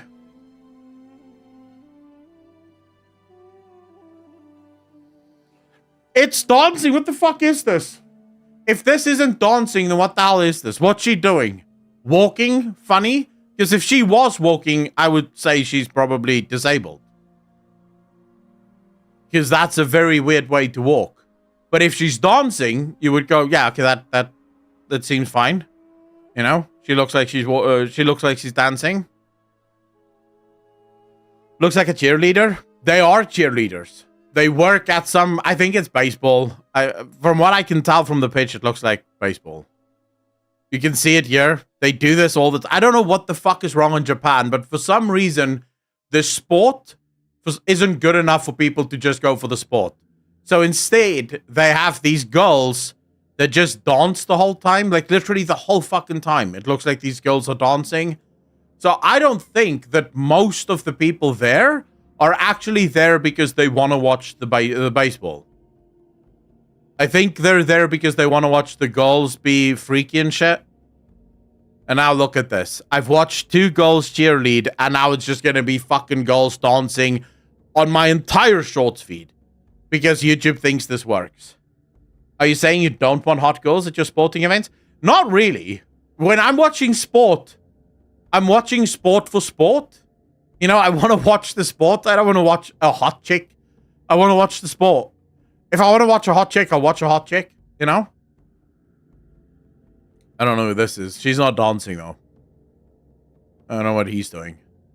Oh, these are always funny. What's this cat doing? Man, cats are vicious little fucks.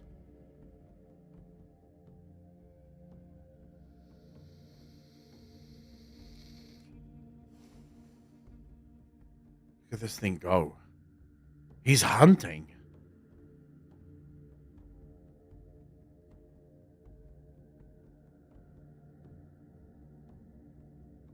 I mean, cat aka menace. Dude, they're vicious little creatures. Look at that, just fighting. What the hell's going on? And then we have Thor. Oh, that actually looks good. Never mind.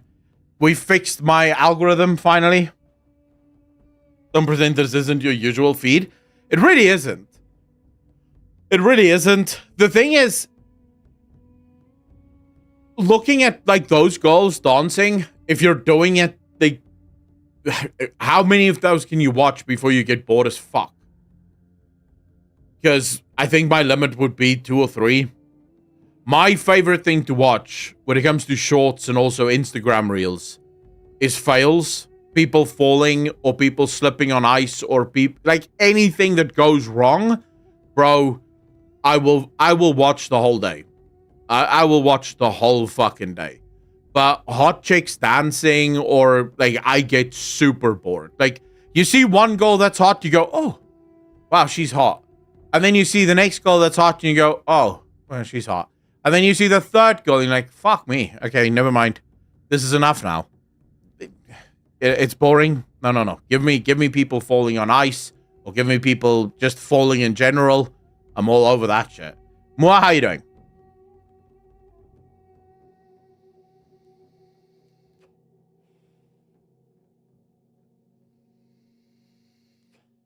Why do people who have cats never just have one cat?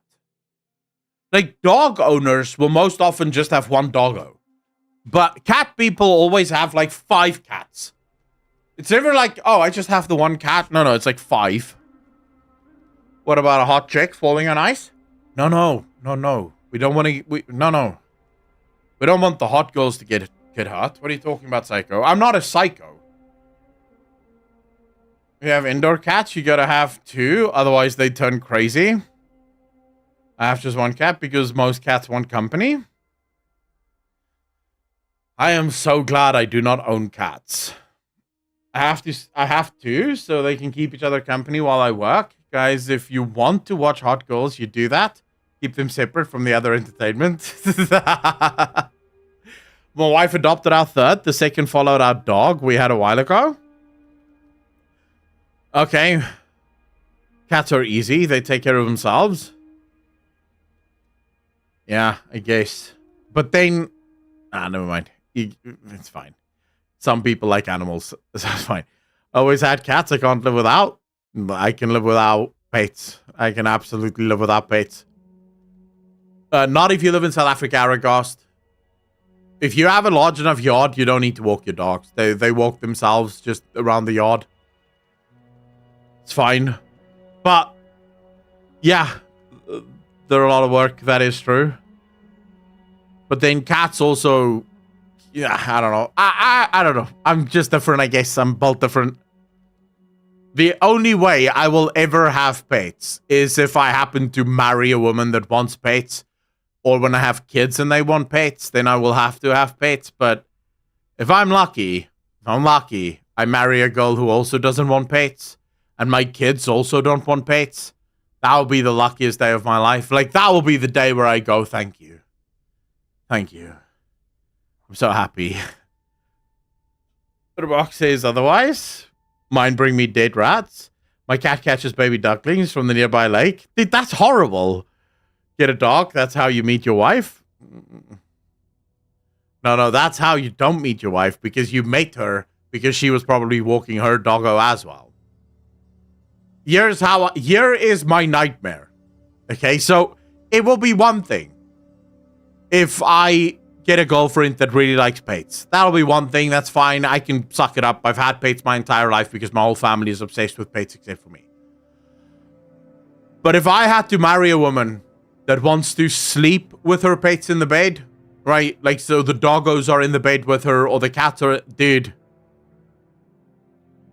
I think that might be the thing that leads to divorce. I think that might be the thing that leads to divorce. Like, fuck no fault divorce. That's a yes fault. That would be me going to the judge and going, sir, I can't do that. I'm sorry. I love this woman, but she has this thing where she sleeps with the pets, and I need to be set free from this marriage. This is too much for me. I don't want to share my bed with fucking animals, please. I have 3, but the third cat just kind of happened. Saved her from bad owners. That's nice, though. The cat don't sleep in your bed, bro. You are sleeping in the cat's bed. Yeah, you see, that will not fucking fly. I paid for this fucking thing. Gonna call fish? Well, you don't mind fish. They're alright. Our cat sleep in our bed. Thankfully, we have a king. You don't have to. Why? Is she gonna share it with you? Yeah, but she can share it. Like, she doesn't have to share it with me. She can fuck off and go sleep in her own bed, and then she can sleep with all of the pets she wants. I don't give a shit about that. I'd happily sleep in my own bed. I'm gonna share my bed with animals. Looks over at wife. Acklon. Wow. What is this? Alright, never mind. It's not as if I have feelings and you guys just hurt them. It's fine. You say mean things. Whatever. It's fine. Can't believe you guys just called me an animal. Right here, to my face, live on Twitch. That's really tactless, but never mind. It's fine. It's fine. I can handle it.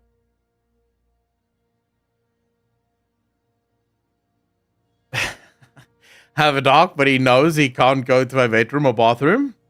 So you see, that, I respect that. I respect that. You would be concerned if I didn't let's be honest. Well, yeah, to be fair, I'm used to chat abusing me. One day, I'm probably going to have to go see a fucking therapist because of chat. You know how sometimes therapists will tell their clients that they have to get out of their toxic relationship because that toxic relationship is leading to trouble? That's you. You are my toxic relationship, chat. One day I'm going to go to a therapist and she's going to be like, you have to get out of this. These guys are really bad for you. Like, they keep bringing you down, telling you your penis is small. You shouldn't be there. You should get out. You should get out. Kimmy, how you doing? Mo, fuck you. Making light of my feet. I'm here opening up to you guys, bearing my soul to all of you. We're having a real moment, and you sad Titanic flute me? You motherfucker. You cold-hearted bastard. You cold-hearted bastard. Can't believe this. I can't believe this, chat.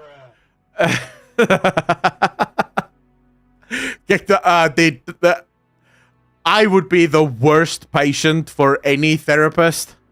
Like, 100%. There's nothing wrong with me.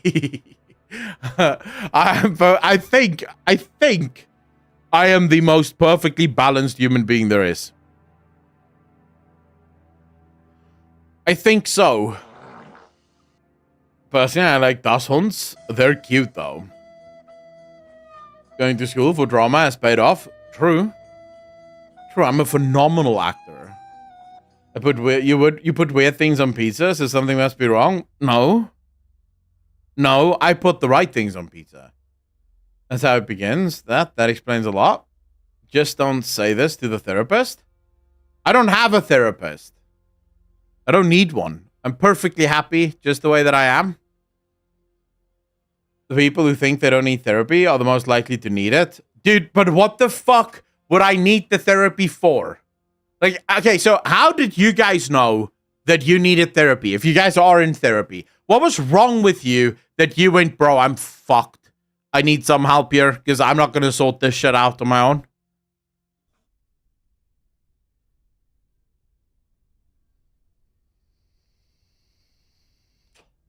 Jack, how you doing, bro?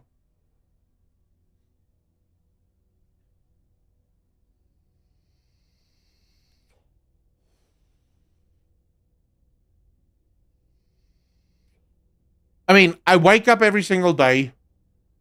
I feel good. I'm like, I'm fine. I'm not super happy. I'm not depressed. I'm just good. And that's how I go to bed as well. Just, yeah, I'm good. Let's go. So I don't know, like, what would a therapist do? Is it going to make me wake up feeling gooder than what I already feel? Want to go to therapy just to see how far can I push the guy before he kicks me out? Dude, that's a very expensive practical joke. Get the therapist, just drink till you forget. Such a French thing. Such a French thing. Yeah, just drown your sorrows. But I like you, Niara, so it's fine. I approve. Therapy is useless. I don't necessarily think that, right? I don't think that. I think there are people for whom therapy is really necessary. I also think there's a lot of people in therapy that just need to be slapped the fuck down, you know? Like, not gonna lie. Demise, how you doing? Thanks for the follow. Really appreciate you. Welcome to the channel. Thank you. There's a couple of people that is in therapy that should just have been bullied as a child. Like, their problems directly stem from the fact that they were growing up, and instead of someone telling them, you're a fucking asshole, they were told you're special. But that aside, right, I do think there are people for whom therapy is really important and it really does help. I just don't think I'm one of those people. I have nothing wrong with me.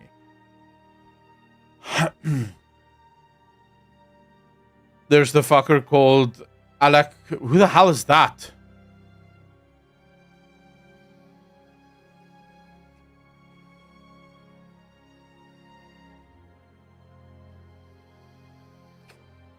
Or something? Or that people that are in a half-urgent situation where they don't feel well at all. I'm not sure whether there is a literal chemical imbalance in their brains and need medical health. Jack, yeah, I can agree with that. A lot of therapy is about just having someone to talk to. We internalize a lot of dark feelings, and to get that out sometimes, even to a stranger, might stop people from doing dark things.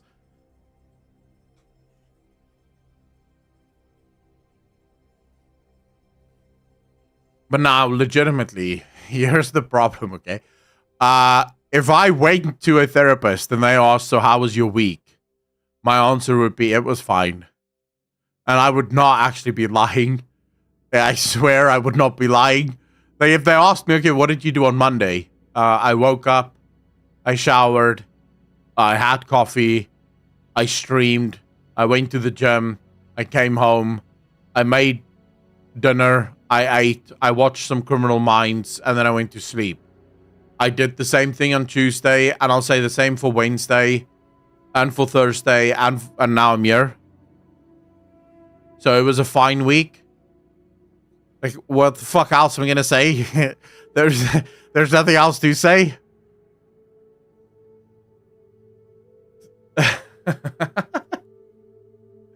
That was therapy. One of my favorite quotes is from Cyberpunk 27 about Jackie's home gym.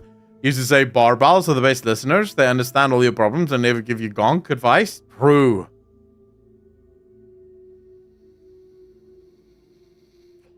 No, there's times where you need people to talk to, but I think that's what friends are for. Right? This is why I said, I think for some people, therapy is good.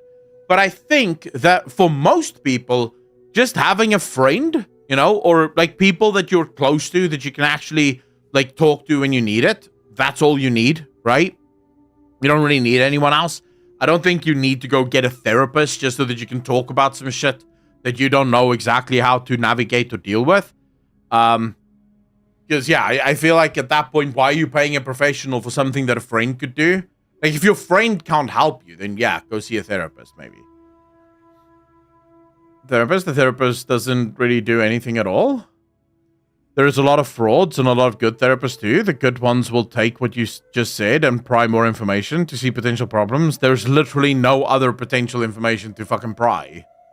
Unless they're starting to talk about, like, the in-between realm or multiverses that I'm not aware of, in which case, sure, let's fucking go. But that's what I just told you is literally my entire week. Just talk to my dad if there's anything going wrong. Yeah, I have to say that's also a good one for me.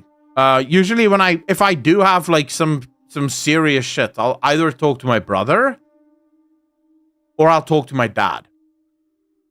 Usually, if there's like, specifically if it's like business stuff, it's like financial stuff, I'll talk to my dad because he gives me good advice there. If it's like life stuff, I'll talk to my brother or brothers.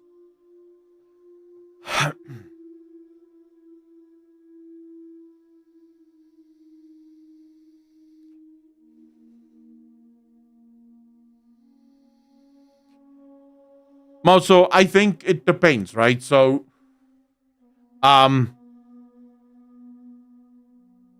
there's been therapists that have spoken about this. There's a lot of therapists that actually nowadays are starting to talk about this a lot more.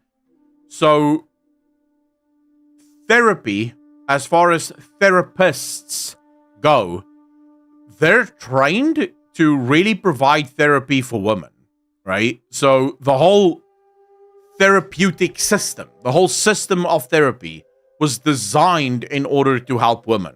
And this kind of makes sense if you go back literally 40 years.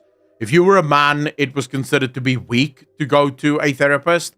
So most therapists only had female clients. And so the profession was really developed along the lines of how do you help women? Because the men wouldn't even fucking come, right? But nowadays, since a lot more men are starting to seek therapy, there are therapists that's starting to realize that the current system isn't really working.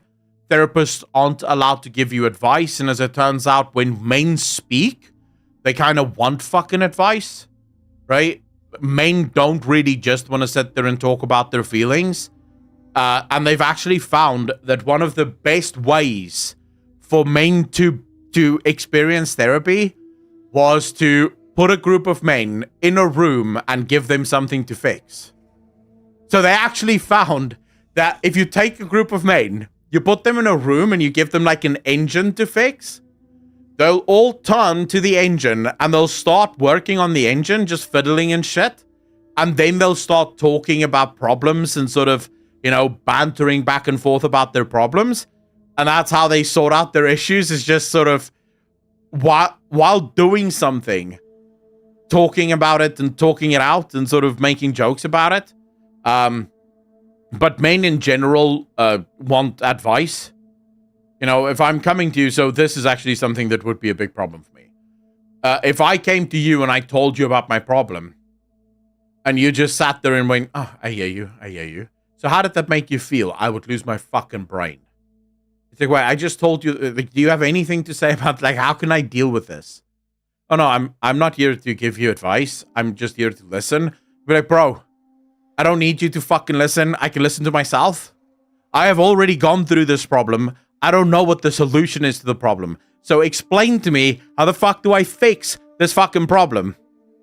Right?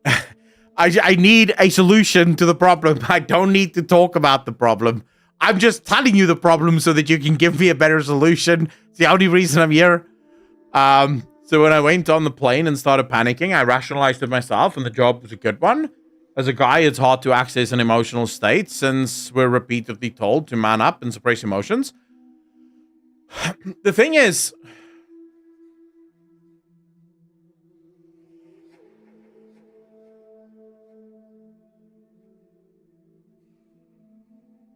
told that by who? I don't.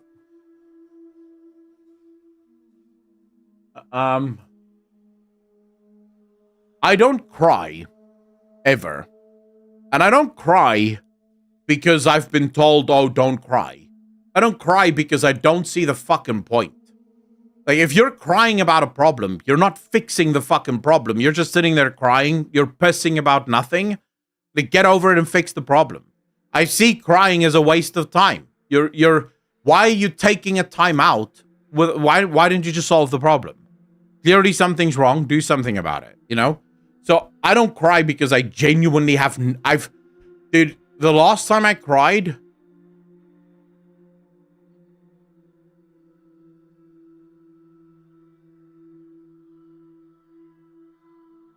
I want to say 18 years ago. Yeah, 18 years ago, a month after my mom died. That was the last time I cried. I cried for maybe 10 minutes and never again. And not because I choose not to cry. It's just because, well, nothing has happened that's been sad enough that I sit there and want to cry about it. I don't know. It's just nothing sad enough for me to cry about it. Sometimes it feels good to cry, though. Not for me. No, I mean, I get that maybe for you, but for me, it just seems like a massive waste of time. I could be solving a problem. Instead, I'm sitting here pissing about it. I don't like it. I don't like the feeling of it. I know people say that you feel better after a cry. I did not feel better after crying about my mom. I did not feel better. I felt worse. So I genuinely don't cry. And again, it's not because someone told me don't cry. It's just because I don't want to cry. There's no need to cry to show that you are hurt, though. And because you didn't cry, it doesn't mean that you were not affected. No, I mean, I'm affected by stuff, right? And I will absolutely admit when I'm sad about something. I don't bottle my emotions, right? I don't sit there and bottle everything up. I will talk if there's something to talk about. Generally speaking, I don't find a lot of help in talking. As I've told you guys before, I will talk about my problems if it's a problem that I don't know the solution to. Like, I've tried to figure the problem out, and no matter which way I think about it, I can't come up with a solution.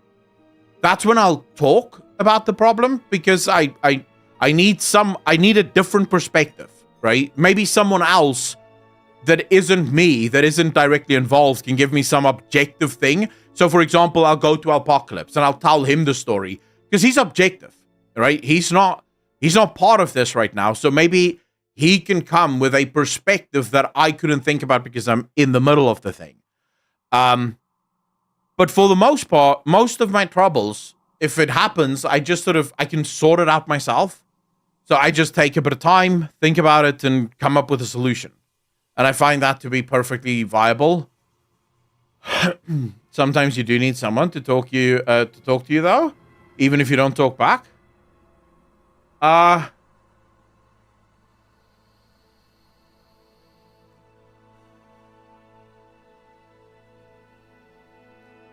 Talk to. Do you mean sometimes? Well, you mean sometimes I need someone to talk to, even if they don't talk back, or I need someone to talk to me, even if I don't talk back? Imagine such a problem. I've mostly taken it to mean that the best solution is the hardest one. What do you mean, Mao?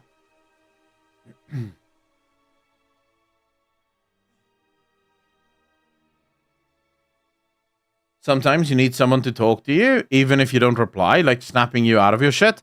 Oh yeah, that helps too. Like, more often than not, what I usually do, if I have like a big problem, it's been a long time since I've had a big problem like that in my life.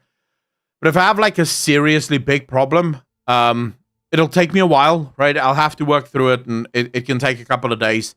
But then once I've worked through it, or at least I'm sort of through it, that's when I'll sort of like, I want to go out, I want to go to a bar, or I want to go to a restaurant.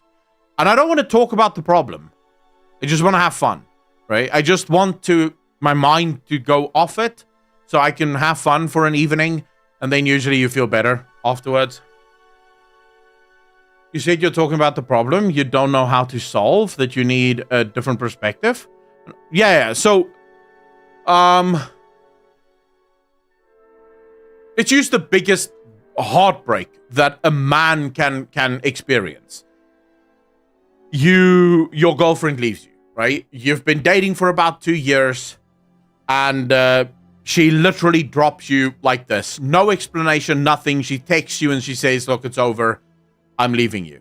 Okay? That I think we can all agree as a man, that's close to one of the harshest fucking things you can experience, right?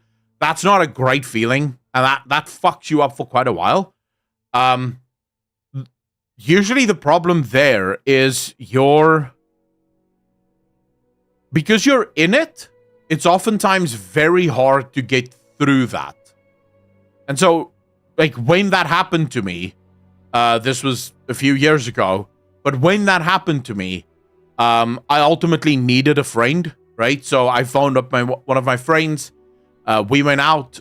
I told him what had happened. I explained to him everything that I had gone through. And yeah, he gave me advice, right? And his advice actually fucking worked. So, because he went through something similar and he told me what he did and I did the same and it worked, right? But because I was in it, so I was involved in that, I couldn't see my way out. I was trapped in a dark room and there was no light coming through. And I didn't know which way to turn. And so turning to a friend, he provided a light so that I could go, oh, okay, so I have to go in this direction. Let's go. But I mean, that's like, how many times in your life will you have a problem like that? Yeah, it can. I think what's interesting is when you look on Twitter, girls will oftentimes think that guys don't feel anything about the end of relationships. Like, you'll look at what girls say about men on Twitter, and they'll make it seem like guys are heartless bastards that just don't care.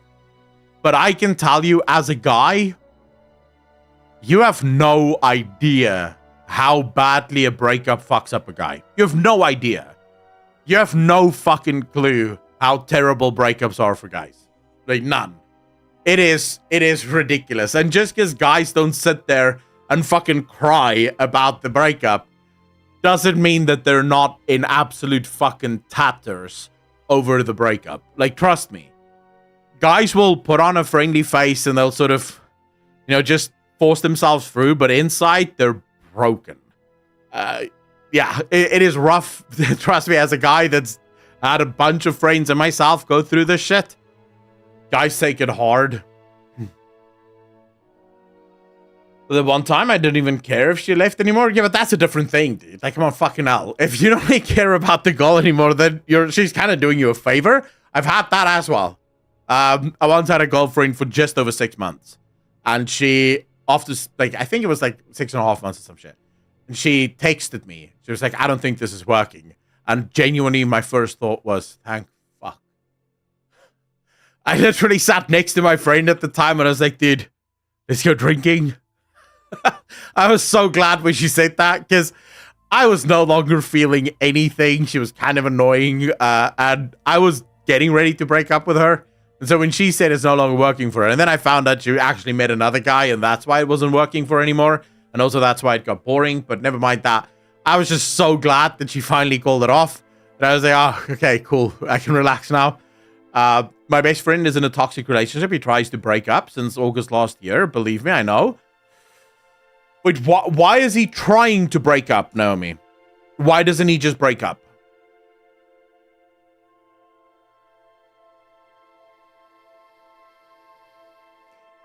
Wait, but that's also true. Things like that, but very rarely in front of other people.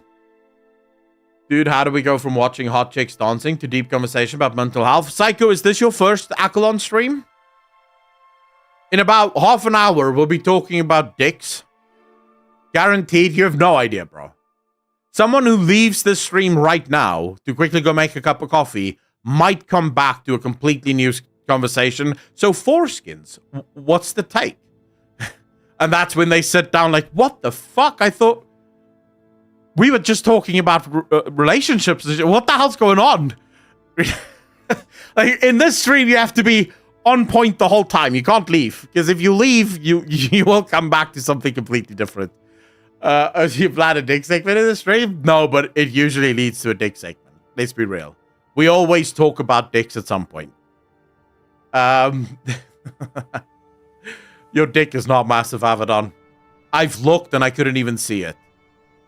Every time we fucked, I was thinking about how good it would be if the other girl was there instead of her. Elodie, you fucking bastard. I was just trying to make an argument for why men are actually pretty cool and you shouldn't, like, girls shouldn't hate men as much. And now you come out with that. Like, seriously, bro? Thank you for taking my argument and fucking it in the trash.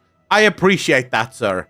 So, guys are actually really good, but they also fuck girls while thinking about other girls. Great. I appreciate ya. Oh, shit. CD. 50 months part of the DJ Nation. Appreciate ya. Thank you, thank you, thank you. Would women do the same? They broke up over 10 times already. I have seen how a normal happy guy went to suicidal and depressed. So this time I believe no one is safe from shit like this. Tell him he needs to end it fucking now. It's not gonna get better. He is wasting his life. He's wasting his life. I don't know why he keeps going back.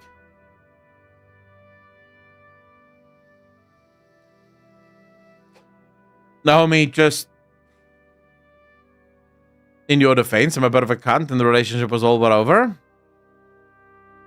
I've had that too, Naomi. It's actually one of my biggest peeves. One of my biggest problems is when a girlfriend comes to me and she's telling me about how her boyfriend is treating her. And I'm like, yep, you should not be with that guy. He doesn't sound like a good guy. And then she gets angry at me for telling her the truth. And then he breaks her heart. And then she wants to come back at me and cry because of how he broke her heart. And I'm just like, I don't think it's fair that you're crying to me about shit that I warned you about. I think you should do this on your own. You should be going through these feelings. Feel your feelings on your fucking own. Because I warned you and you didn't want to listen. Akalon's rule, as the discussion grows longer, the likelihood of the conversation turning to dicks increases.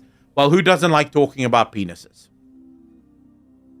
We're guys. We like talking about penises. Let's be real.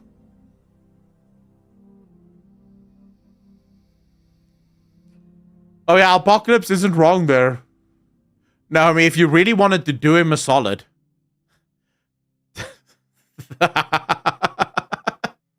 Like, if you really wanted him to be single, you could. Just that, you know.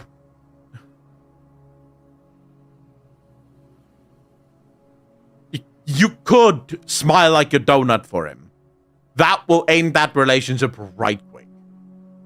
That's a sure one to end that relationship. Just throwing it out there, you know. As a potential, if you really care about your friend and you want to help your friend, you know. Help the brother out.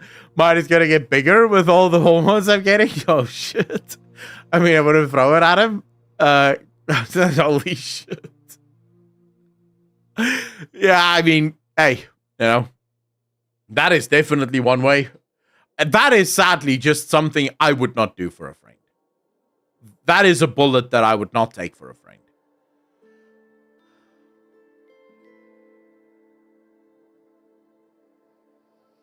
But Elodie, if you're taking hormones, I don't think you're a lot of guys on hormones, their peepees don't get bigger.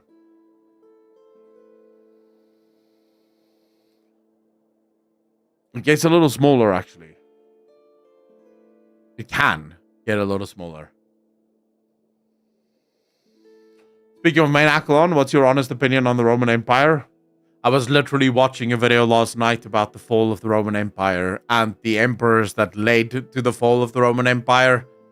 I like the Roman Empire. I like it. I like reading about it. I like watching videos about it. So I am a typical guy in that regard. Lives in Austria, so that would be difficult. Ooh.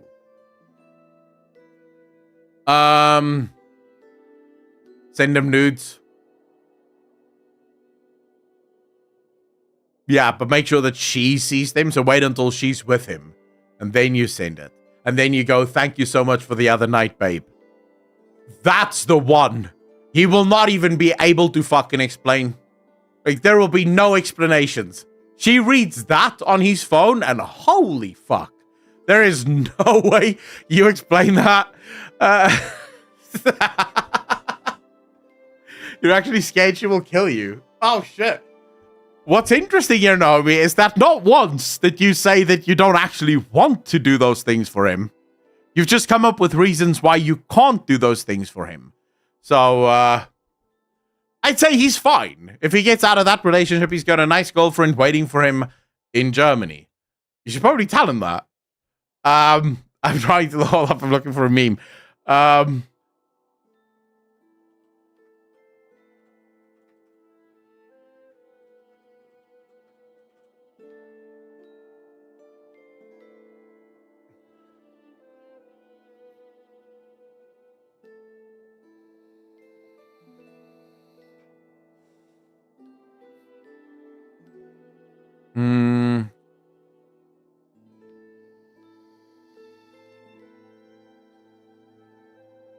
Man, there's a fucking meme about this. Why can't I see it? I'm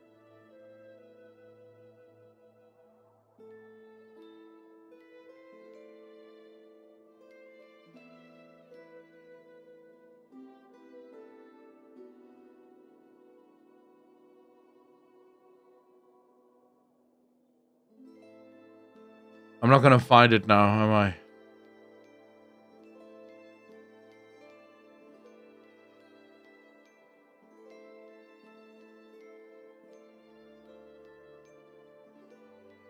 Yeah, I don't even know what to fucking Google at this point to get that meme. Did you pull my weave out when you were hitting it from the back? I can't find it. Oh, shit. Yeah, that's another question, right? You're not actually making an accusation. You're acting as if this is common knowledge.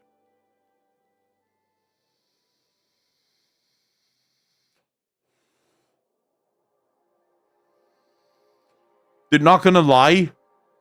Asexuality is such a mindfuck, in my opinion. Like, I can't even imagine how that should be. Like, I can't even imagine that. Like, I've tried before. Like, how does it feel to look at someone and just feel nothing? Like sex doesn't even matter to you. It's like, how do you do that? Like, I don't know how you could even fucking do that. What would you even think? I don't know. Like, what would you even think? I don't know. You explained it already. You don't feel, but you have to feel something. There's no shot, bro. Like, when I see a naked lady, I am feeling things. And it's not because I want to. It's not because I'm sitting there thinking, oh, you know, I let me think something. It happens automatically. Like, as soon as I see the lady, I'm thinking things. I can't even switch it off. Like, I can't even control it. Women are too attractive for me to comprehend that. Dude, a fucking beautiful woman. Oh my fuck.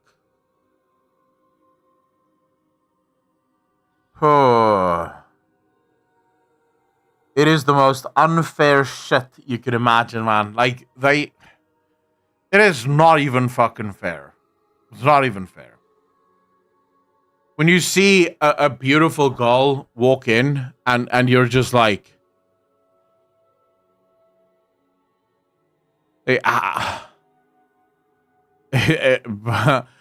bro, like everything just stops. Everything just stops. You can't think. You're just looking at her, and genuinely, this is a question that I've asked too many times in my life, where I look at someone and I go, how are you that hot? Like, how is that possible? It shouldn't be possible that you're put together that fucking well. That should be criminal, actually. Imagine you see an attractive guy, you see he's pretty, but you don't want to fuck him. Done. That was the easiest thing for me to imagine in the history of forever, Naomi. Next. This is I can pass this test. Let's go. Give me another one.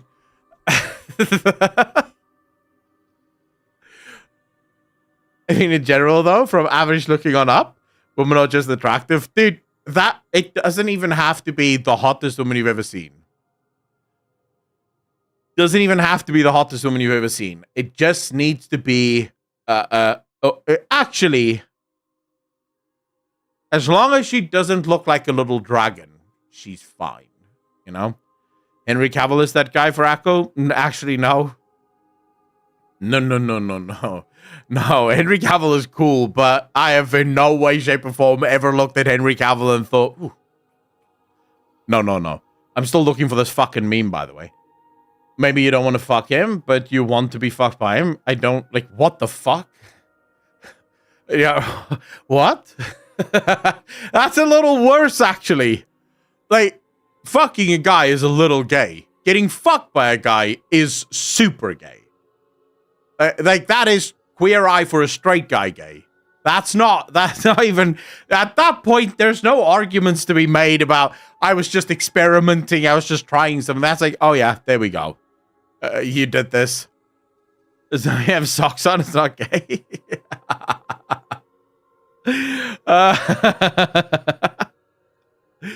I like test The Witcher, FYI, kick W. I was speaking for me though, Akko. Oh, I can see that.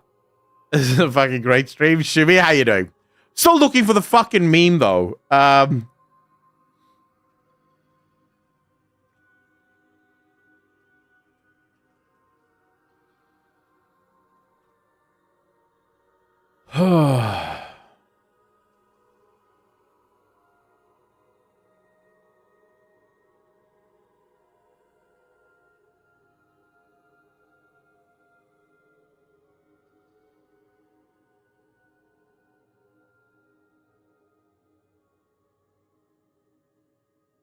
Why can't I remember what it said?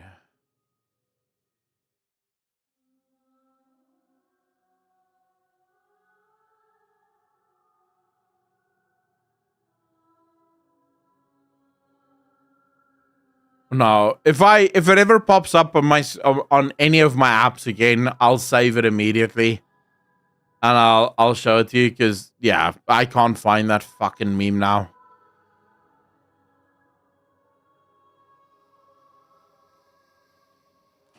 No, I do not, Psycho. I absolutely do not. No. That would just be super weird. The Witcher won't need any roach with me because he's gonna ride someone. Fuck's sake.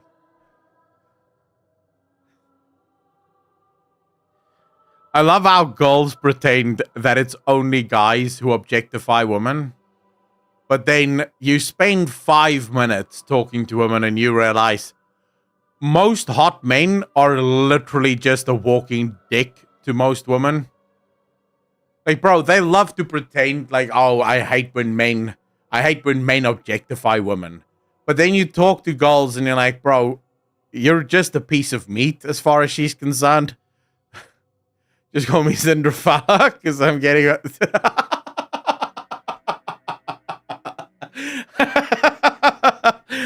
Fuck him, that's a good one, actually. That's not a bad one, actually.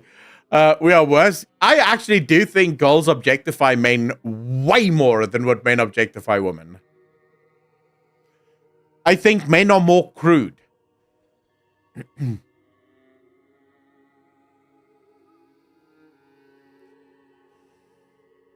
I can't wait to get the rest of my surgeries and turn into a walking... Bro, like, what surgeries now? What the fuck is going on, Elodie? You said yesterday, but I can't remember. Something's wrong. You had to take hormones, but you're not transitioning. Monetization. Oh, you're removing... Oh, okay, I get what you mean. Okay, Elodie, that makes sense. Women objectify women the most? Yeah, but I feel like, isn't that done more nastily, though? Like, yes, women will objectify women a lot more, but it's more nasty then. It's not so much sexual objectification. It's more, like,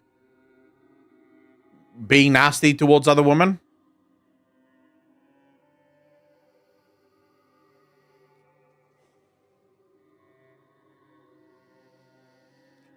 Yeah, Elodie did lose a lot of weight, from what I understand. Well, there you go. Yeah, he's lost a shit ton of weight.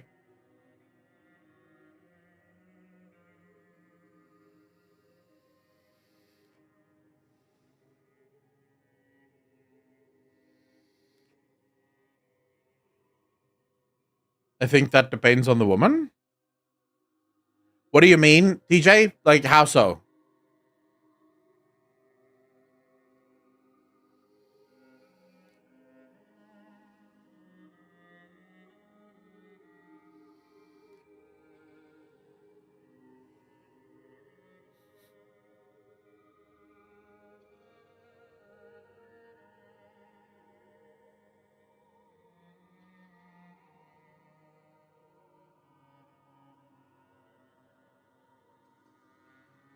Oh, shit. I'm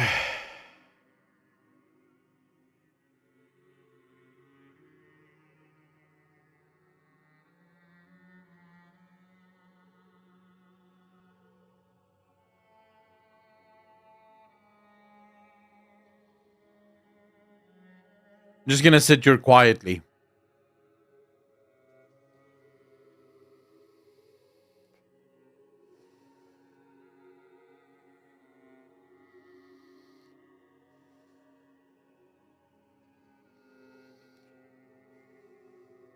Software like developer, the only person that works there that's female is the dog. And of course, Kotaku is going after it.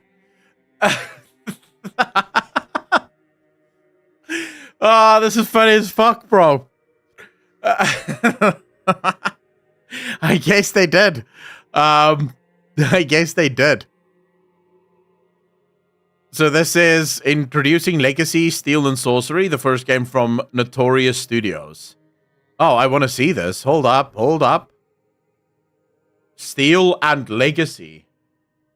All right, so quick disclaimer here. This is from Notorious Studios. I'm definitely going to be wishlisting this game. Steel and Legacy. Isn't this oh man, who's the guy that's working on? Yeah, it's Chris Kaleki. They're also working with Asmongold and them. They're working very closely with OTK. Yeah. It's exactly that company. All right, let's see what this is about.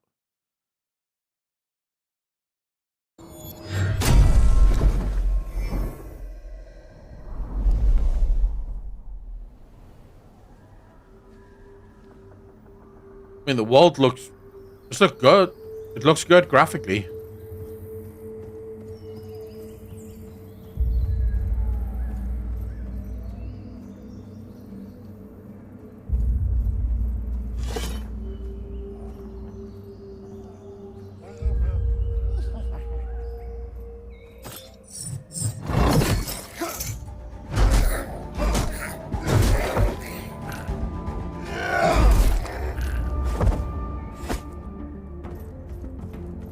The graphics look really good. The combat looks alright. A little slow.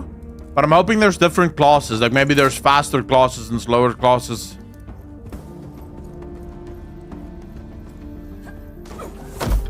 Oh shit.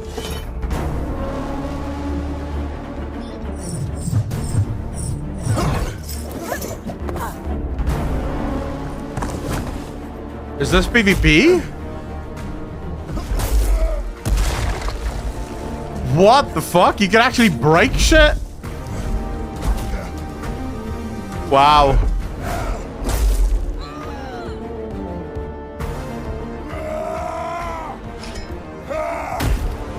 Oh, this is actually cool.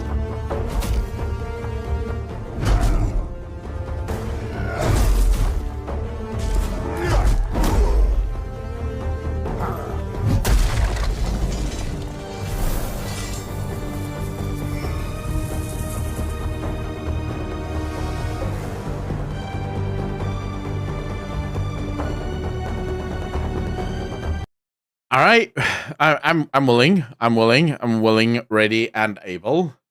This looks good. I mean, I'm assuming there's still going to be a lot of things that needs to happen. You can see a lot of the combat is still very stuck. Does that make sense? It's janky as fuck, but obviously, you know, that's perfectly fine. I'm hoping that I'm all for supporting companies, and especially this.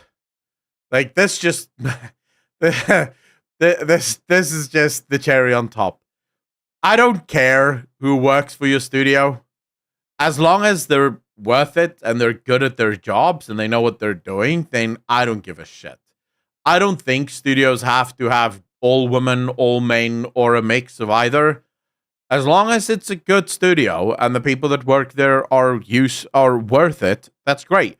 I'll give you guys an example. One of the best burger joints that I have ever eaten at is a burger joint. Listen to this. All female. The first time I walked into this burger joint, I looked at the staff and I was like, something's wrong here. Like, the entire kitchen, just ladies. The entire front of staff, just ladies. And I was like, what the fuck? So I asked. I'm like, what's going on here? Why is it just ladies? And the owner actually heard me asking him. So he's like, oh, I don't hire men. And I'm like, why? And I immediately thought some feminist bullshit.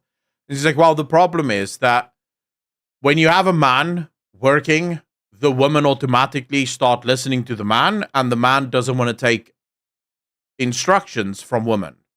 So very quickly, the man starts calling the shots, and she wants to call the shots. It's her restaurant. She wants to do what she wants to do, so she doesn't hire men. And I was like, fucking based. Fucking based. You're making good burgers. You don't want to hire men. That's all good with me. The burgers are great. And it's not because she hates men. She just realizes because she tried it before and men take over, they start doing their own shit. I thought, yeah, that's perfectly fine. You know? Can you play Five Nights with Freddy's? I doubt it. Spice, how you doing, bro? I don't know. I've never played it before. I don't even know what it's about. Last 5 years, they fuck up everything only because we need woke. True. Two guys go out for a beer. Kotaku, how dare they? Bigots. Dude, Kotaku is such a politically funded outlet.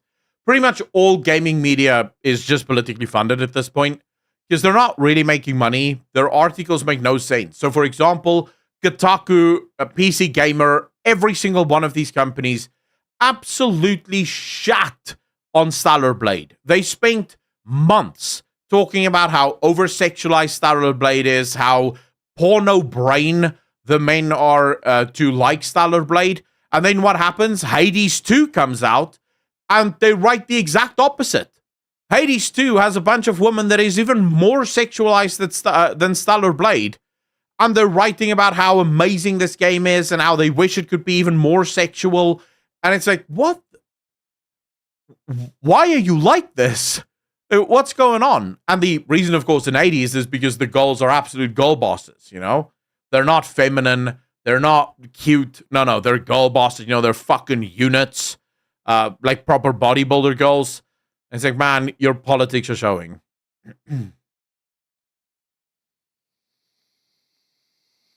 I've never watched Toy Story 4.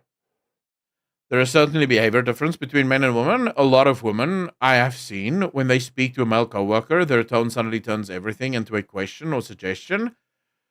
Well, yeah, I think... I have to be careful with how I say this, because some people might be very sensitive to it. Let me put it this way. Most of the women that I've known in my life don't like telling men what to do. Be that in relationships, be that at work, doesn't matter. They don't like telling men what to do. So I can see why in a workplace, even if you're their boss, you're gonna feel uncomfortable. It's sort of like, so take relationships, for example. One of the quickest ways to get a girl to feel really uncomfortable in a relationship is to ask her, so what do you want to do? Where do you want to eat? Shit like this. Every single girl that I've ever spoken to all agree, I want the guy to make that decision. Don't ask me because I don't fucking know. That's why there's always that joke going around when girls will say they're hungry, and then you go, so what do you want to eat? And they go, I don't know. right? They don't want to make that decision. They want you to make that decision so that they can either complain about the but generally speaking, they would prefer it if the boyfriend made the decision and they could just go along with it. So I imagine that's what it is. At least that's what that's what all of the women that I've ever spoken to, how they've made it sound. Are dead. I'll go full Emphyr on their asses. White flame dancing on the grave of his foes. True.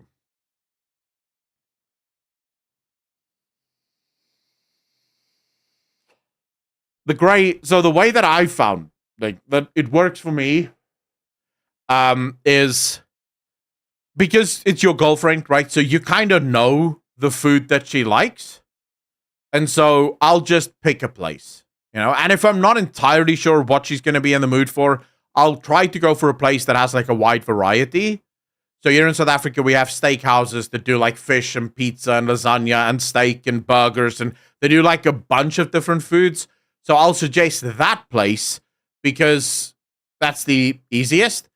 And then it has happened before where she'll be like, oh, I was actually in the mood for sushi, in which case I want to fight, but of course I won't. Because it's 2024, we're not allowed to hit women anymore. We were never allowed to hit women anymore. Almost got you there. You're not allowed to hit a woman, by the way. It's 2024. Okay? Anyways, so you go, and then you just do whatever she says she's in the mood for. That's how you sort that out. No, she wants equality. She gonna get a first upside the head for being a cunt. Holy shit. You can hit a woman in Toy Story 4? Could you, though? I've never watched Toy Story 4, so I wouldn't fucking know. I can see that. I know from my personal experience, it's like a fear. They want to say the right thing, have the right answer, though. There are women who are very comfortable bossing men around. Yeah. I mean, obviously, look. The one thing that you can't ever say about humans is that they're all the same, right? You can't put human beings into a box. So yeah, it's definitely... It's going to be all over the place.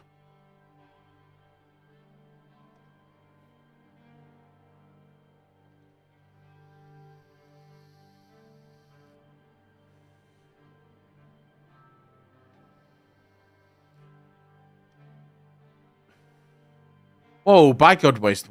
That's a bit dark. Fucking hell, we're not trying to kill human beings here. We're just sort of talking, we're just talking amongst friends here. What the hell?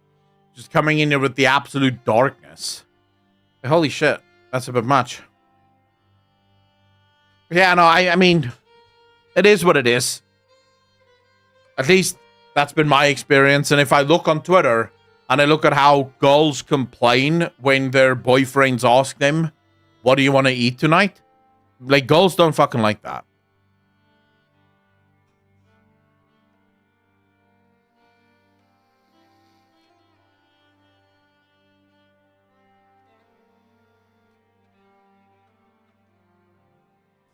Is there some new bot phenomena with Toy Story 4? Is this the new thing that somehow exists now?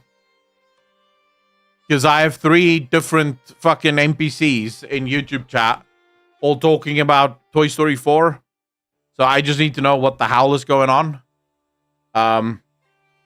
I don't want to have to spend an hour and a half making some grand cuisine, only to have your what? Finish your sentence, Blood Vixen.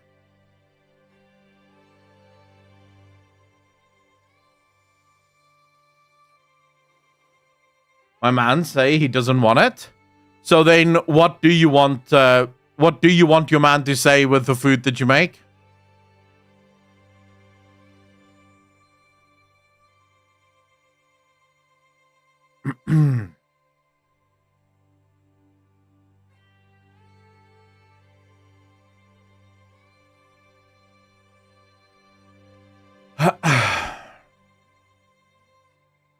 Hop to it. Hop to what? If I'm making the decision, then she is cooking.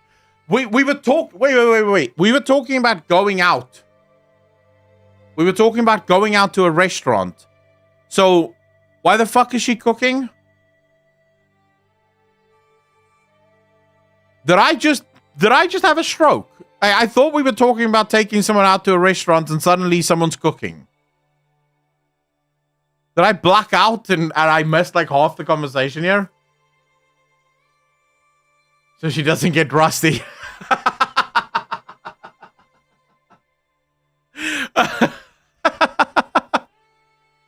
Oh shit.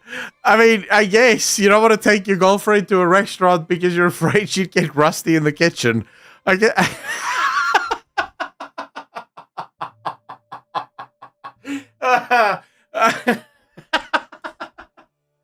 I mean that is quite problematic, but it is good.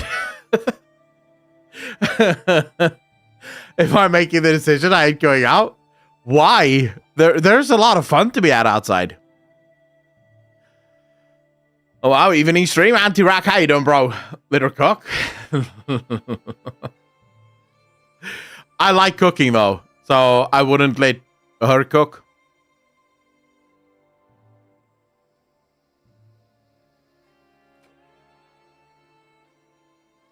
The only time she can cook is if she wants to make sushi, in which case you can make it your fucking self. I'm not eating that.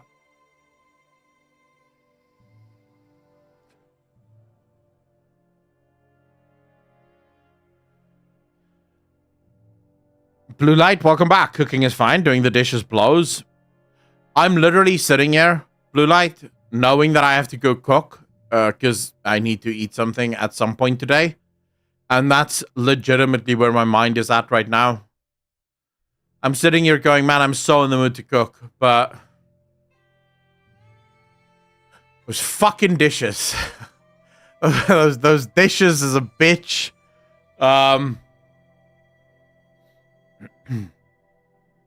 I've never watched the Mad Max Furiosa movies, so I have no fucking clue. Spice, no idea. I watched the original, like the first Mad Max remake movie, and I thought that was cool. Holy shit. Furious, how long did you spend looking for that fucking song? I do most of the cooking for me and my wife. I like cooking as well. Bonding over learning how to cook together is a cheat code. That much I can say, especially if you pick a food you can make innuendos with. So just as a question, how many times have you and your wife eaten carrots? Carrots for dinner, carrots for lunch, carrots for breakfast. But we've spoken about baguettes. A baguette is absolutely not a sexy food. And should also not be used as a sexy food. That's just weird. Also a little disgusting, actually. I just want him to like what I make for him. Okay, so Blood Vixen. What is your signature dish? I will let you know if your man actually likes that.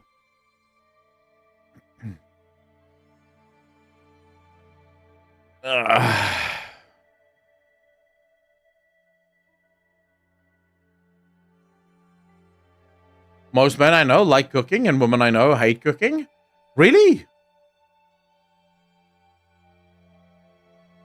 I don't agree with that. Like, most of the men I know can't cook, and most of the women I know love cooking.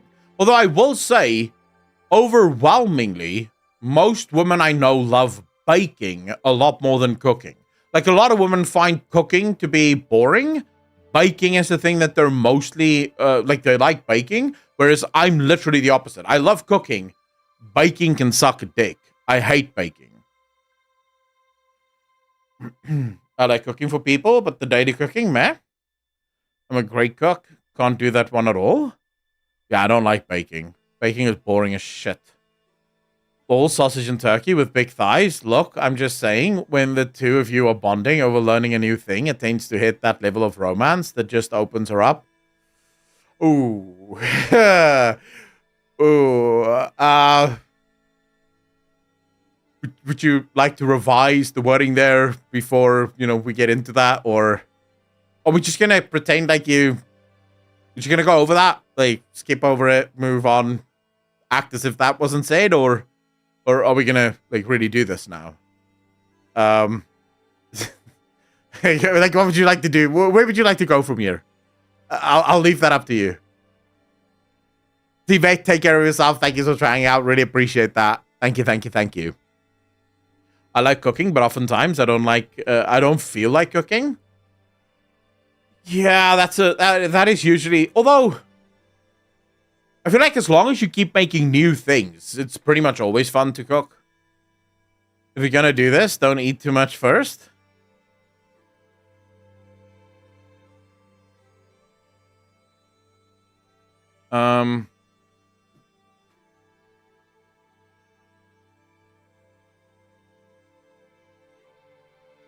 So, Niara, we're also just gonna ignore what you just said.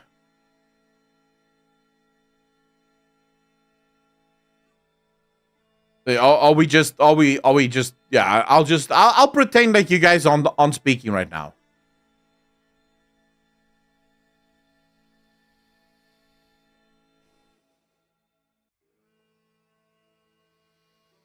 Sorry, I'm just blocking some words here.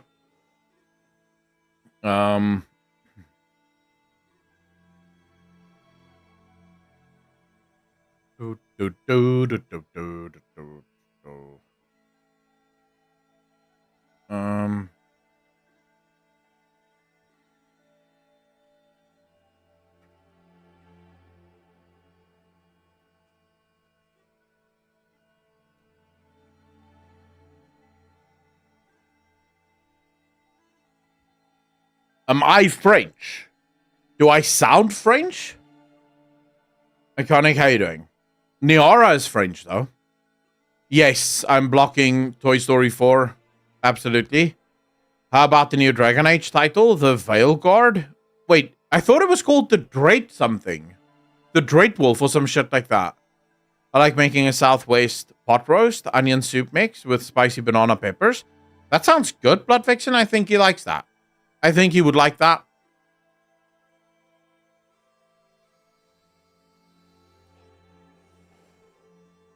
I see. You could lose the green beans. You can keep the mashed potatoes. Nothing wrong with that. But the green beans, you can fuck right off. No one likes green beans. Green beans are just on the plate, and people just eat it because they're nice and they don't want to like tell you that they don't like it. But no one likes green beans.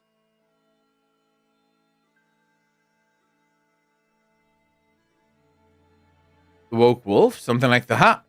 I, Dread Wolf, I got a strange feeling that the title was caused by some internal problems. I mean, that game has taken a long time to get done, right? So there's almost definitely a crazy amount of internal drama around that game. Almost definitely. A goal is no one? Dreadman, are you Arya Stark now? Oh man, I should actually watch Game of Thrones again. Literally just saying that now made me go, huh. Because that show is just amazing. Look, until the last 2 seasons, of course. But before that, it is actually a really fun show to watch. Arya is amazing, Dreneman. Absolutely agree. Although I just take them off the plant and eat them, I hate green beans. There's like 2 vegetables that I absolutely despise. The first is green beans, and the second are peas. Like, oh, fuck, I can't stand peas, man. Oh, wow. Just thinking about it kind of ruins my appetite a little. I hate peas. I like sprouts. Brussels sprouts. No, Brussels sprouts are pretty good. Did you see they made the MCS? And what the fuck? Oh my fuck me.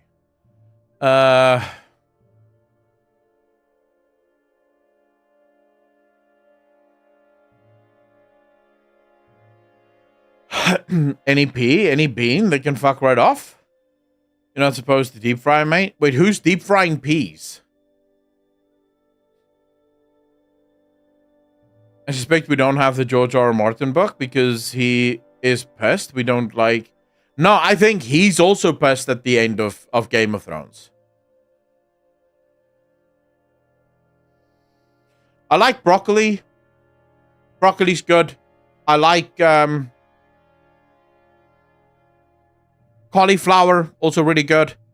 I like what's the other one? Coleslaw. Is it called coleslaw? Cabbage. Cabbage is the thing that goes in coleslaw, right? I like cabbage. Also really, actually, unironically, really, really good. But I don't like beans and I don't like peas. Bane of my existence. Finish your fucking box. Finish what books, Elodie? Oh, you're talking about... Oh, okay, never mind. Broccoli good. Cauliflower is ranked, though. How is cauliflower ranked? He'll die before finishing the box. What we can really speculate about is whether Sanderson will finish it afterwards. Maybe he does end up finishing it, but it could also be that George R.R. Martin is going to be kind of like Tolkien. Because, I mean, there are tons of works of Tolkien that remained unfinished because he died before he could finish it. That's why you can buy a book literally now and, you know, get rid of it. Or the unfinished works of Tolkien. Did you hear the drama with Andy? What drama with Andy? It's too grim and sexual for Sanderson. He's a Mormon after all. Wait, who the hell is Sanderson? Risky Rick, how you doing?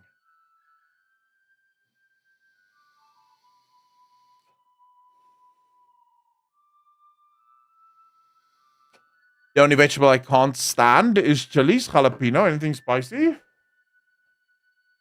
Okay, I loved, but wait, I love Game of Thrones for comparing George R. R. Martin to Tolkien's blasphemy. Hold on. I never compared George R. R. Martin to Tolkien. I said they're alike in that George R. R. Martin will probably also not finish his universe in the same way that Tolkien didn't. I never said that they're the same kind of writer or even on the same level. I think George R. R. Martin is good, but I don't think George R. R. Martin is on the level of Tolkien. I mean, I think he would admit this himself as well.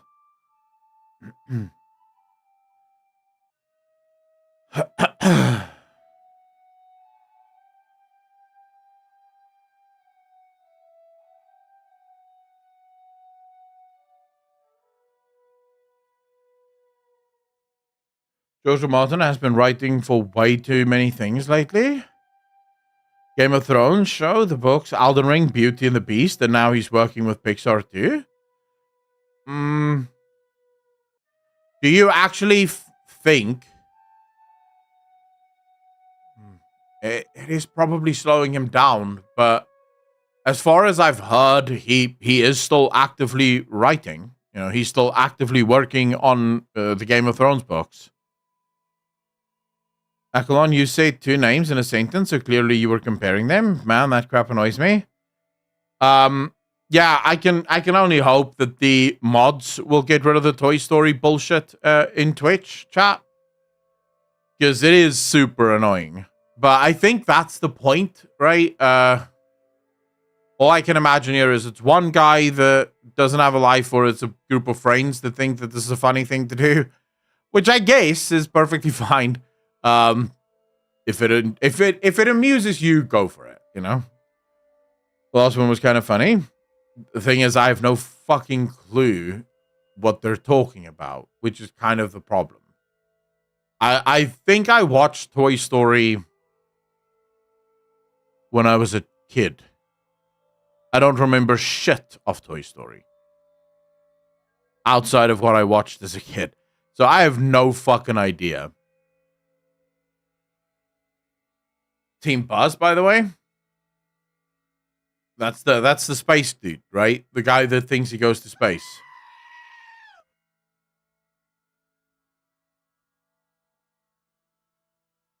Oh shit, Ferorius is gonna ban the aura now. Sorry guys, I'm on a mission. I apologize, but finally. But now what do I do with this?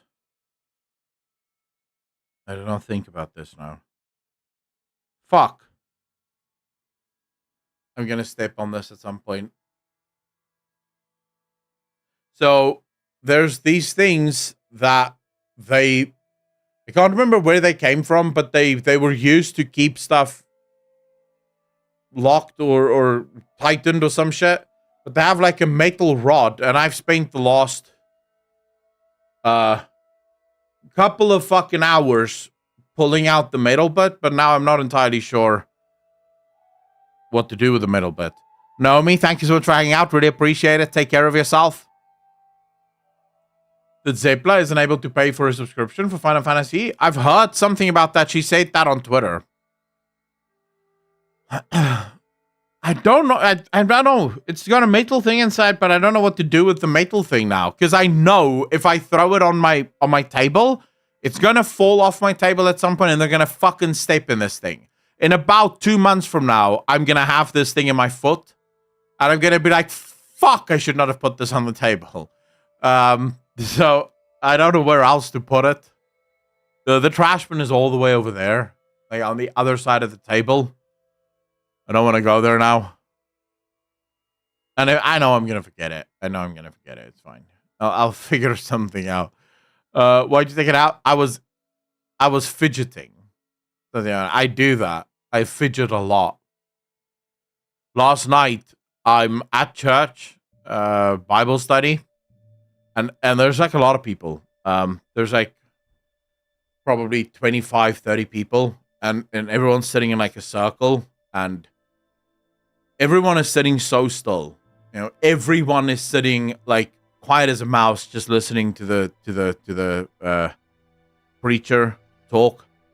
And I'm sitting there, and my legs are shaking. I'm bouncing my legs up and down, shaking my legs, and I can see these people just look at me, just like, "The fuck's wrong with you? Are you really annoyed?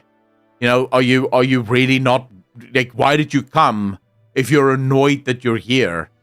And I'm like, well, I wish I could tell them I'm not annoyed. I can't sit still for too long. If I'm sitting, I have to be moving. I have to be moving around.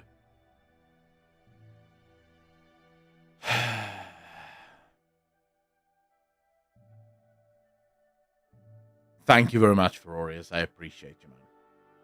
We should probably add those words to blocked words. Is it worth it, or should I just wait? Worth it for what, Tatiana? Oh, the War Within beta. I don't know. I've not played the War Within, so I can't tell you.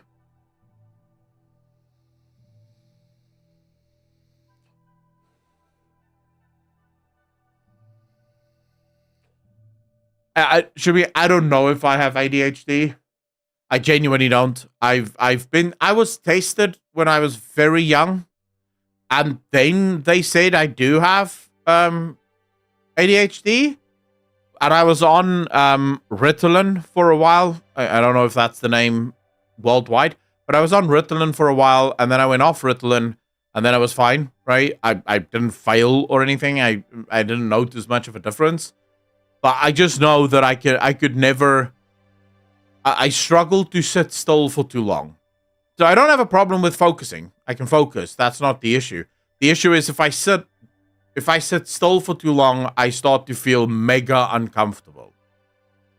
I feel uncomfortable. Like I need to move around. I need to be doing something. So I'll either be flapping my legs like this, or I'll be bouncing my legs up and down viciously, just so that I get a little bit of movement. I'm not sitting completely still. Otherwise, I feel uncomfortable.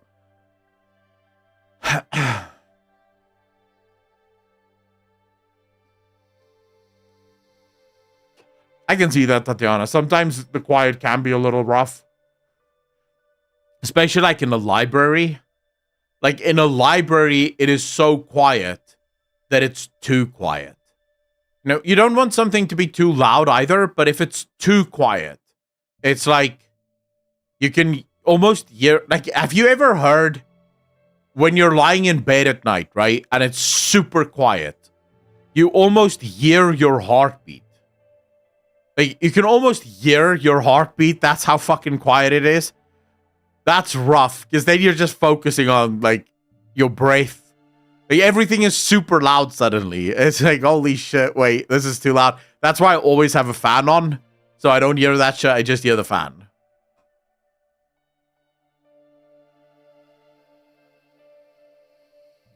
The fidgeting and not sitting still is a coping mechanism to deal with your brain being understimulated. It's possible.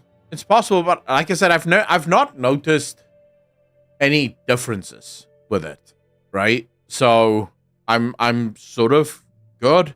If I ever notice that my life is being impacted negatively, I'll probably go see someone to see if I can get diagnosed. But for now, I don't find it to be mega distracting to me, at least. Tinnitus, I can't do date in places. Wait, what's tinnitus? Rachel, what is that?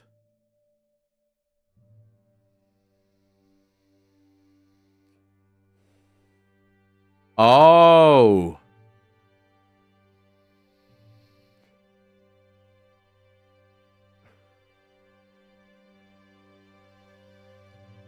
I can see how that can be super fucking annoying. Oh, you want to know what's actually super annoying? You know there are people in the world that hear a hum? Have you ever watched the documentaries about the people that hear the hum? People who just randomly, for no fucking reason whatsoever, start hearing a hum. And no matter where they go, no matter what they do, no matter how far they travel, the hum never goes away. Like, dude, that is... That, I watched the documentary on that, and I was like, holy fuck, wait, what? No. So, by God, waste, I don't know what tinnitus is. If that's an actual damage to the eardrum, that's one thing. These people don't have damage to anything. So, that's the problem. That's why doctors can't figure out what it is. Psychologists seem to think that it might be a psychological thing, but there's nothing wrong with their ears. Their ears aren't damaged. There's no damage to the eardrum. Everything is perfectly healthy. But they just have this hum that they hear, and it drives you crazy. So people who hear this hum actually go crazy after a while. Electricity in the brain? Something to do with that. They're not entirely sure. I've heard super amounts of theories about that. All I know is that according to the documentary I watched, at least, there's no cure. Fowlin, how you doing, bro? Like, there's nothing they can do.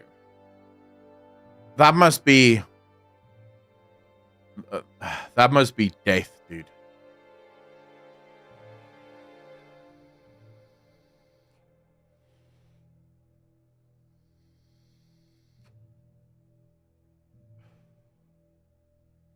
Tubes in the valence. So, Tatiana, but these people will oftentimes move. So, in the documentary, they actually spoke to a guy that moved out to the middle of nowhere, where there's no electricity. He doesn't have any electrical appliances, nothing anywhere around him, and the sound is still there. And the thing is, so almost all of the people that hear the hum in a specific direction. So the hum is coming from a specific place. They just don't know where it is, but all of them hear it from the same direction. So it's coming from somewhere in the earth, or somewhere on the earth, maybe. But that's the thing that, at least in the documentary that I watched. Now, the problem is it's a YouTube documentary, so it could be bullshit. They could just have spoken to people who happen to hear it from the same direction. But from what I understand, it's wild. It's the Elohim calling them? Maybe. See, that's kind of wild to me. It makes me think they are picking up on something that most can't hear. The Great, that's exactly what I thought. That's exactly what I thought. When I watched that, I was like, wait, are they hearing a sound that we just can't hear? Like, most humans can't hear this, but they hear it. So it's an actual sound that does exist, but we just don't know because the rest of us don't have, our ears can't hear that. Like, that's all I can think. What is the name of the documentary? Oh, Pyarch. I would have to go look for you. I'll see if I can find it and then I'll link it to you. But I don't remember. This was a long time ago. I should actually watch more. What triggered me to watch the first documentary on this? It is either I think it may actually have been a Criminal Minds episode where the killer heard that sound and the killer went, like, killed people because of the sound driving them crazy. And then it was like, this is clearly bullshit. So I typed it into YouTube. And then it turns out, oh, wait, but this is an actual thing. And then I ended up watching like a fuck ton of videos and then eventually a documentary on it. And I was fascinated by this hum. I think it may have been Criminal Minds, but it could have been another episode. But some series got me onto it. This is usually how I go down rabbit holes. I'll watch a series about something and then something will pop up on the series and then I'll be like, wait, is that real? And then I'll start searching and then I'll just go down rabbit holes to figure out what the fuck this is. Or the Blacklist also. Maybe it was the Blacklist, Fallon.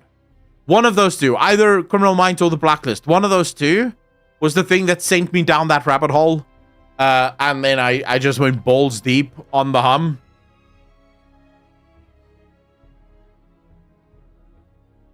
Did they do any kind of testing to see if they have better hearing than people who can't see it?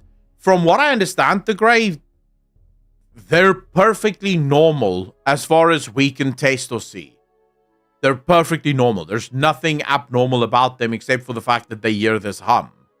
That's why a lot of people think it may be psychological. Because, you know, they don't pick it up. But then there's another thing that sort of blows my mind. And this is something you could probably look up as well. And it has to do with there's a sound in the ocean that they don't know where the sound comes from.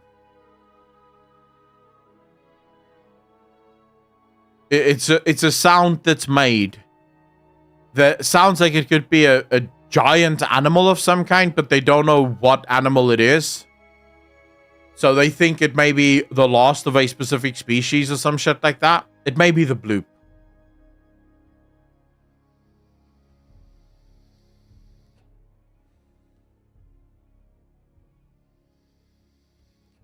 And that also made me so, like, happy, but also a little sad. Imagine if there is an actual creature in the, like, in the ocean that is the last of its kind, and it is calling out.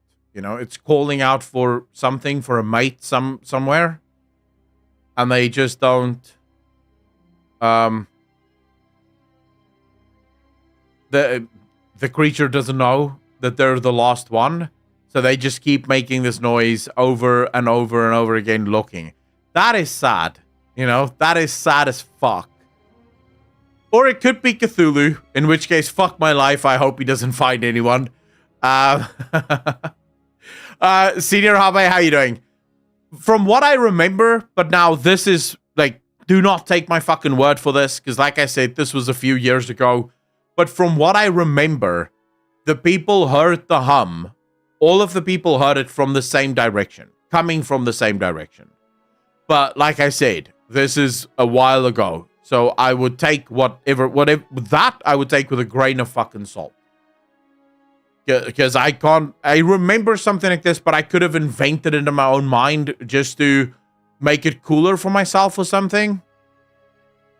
Because I do that sometimes where I'll just start thinking about what it could potentially be and then I just make a story out of it. Because I remember at the time I was crafting stories out of that. It's some creature that lives in the crust of the earth. No one knows that it's there, but they can hear it, and they're actually trying to warn us. So it may be that, right? So I wouldn't trust that bet, but I remember them saying that they all heard it from the same direction. Were they Americans? No, these are people all over the world that heard this. They have an internal compass. Cool. The same direction relative to their position. From what I understand, or from what I remember.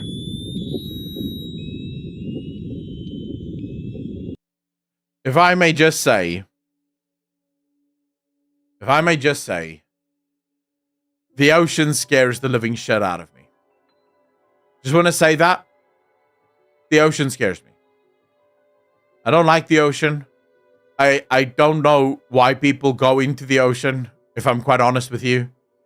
The issue that I have with the ocean is that we are outmatched and outgunned in the ocean, even more so than on the Earth, right?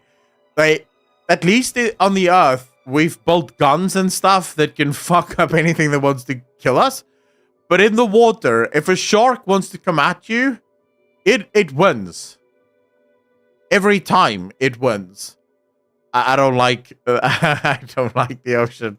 And also this pinging sound is annoying as fuck.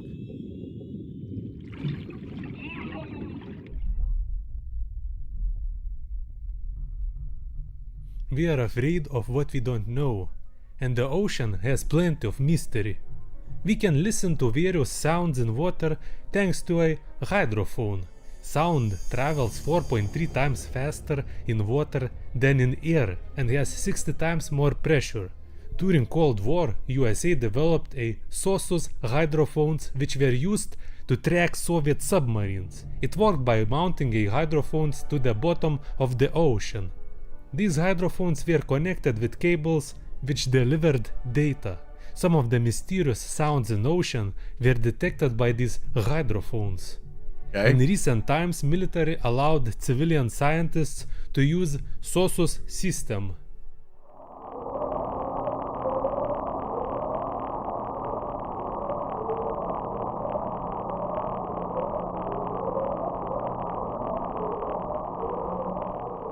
This upsweep sound was recorded in 1991, and it is still heard today. It gets louder during autumn and spring, but each year the sound volume has been declining. But it still is loud enough to be picked up throughout the whole Pacific Ocean. See, Scientists believe if it was just a sound that's always just a sound, that wouldn't bother me. But now I'm worried. Why is it going quieter? It's the countdown exactly. It's counting down to something, boys. that this is a sound of a underwater volcanic activity. Another strange sound is called whistle. The location of the sound is unknown, and the source is somewhere in the Pacific Ocean.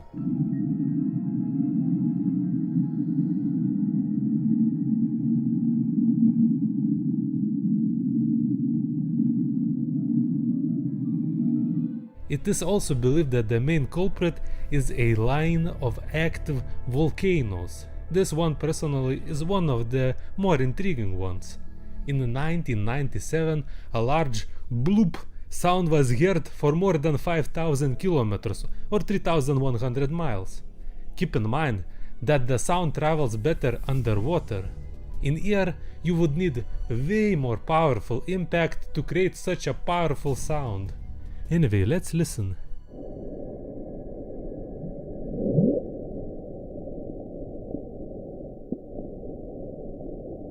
It also is 2 times louder than the loudest animal, blue whale, according to Dr. Christopher Fox. What? But then I am also confused. Isn't the sperm whale the loudest whale? Blue whale is around 188 decibels underwater, and sperm whale is like 230. Mr. Christopher Fox, explain yourself. Julia was given a nickname to one of the weirdest and most powerful underwater sounds. It was loud enough to be heard over the entire SOSUS hydrophone systems.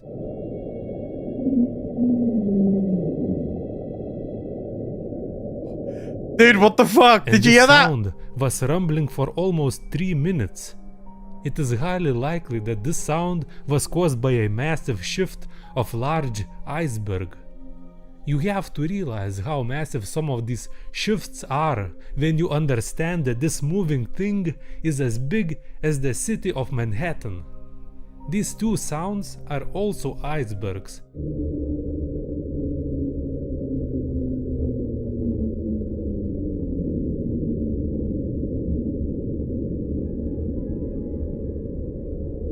Why would different icebergs sound so differently?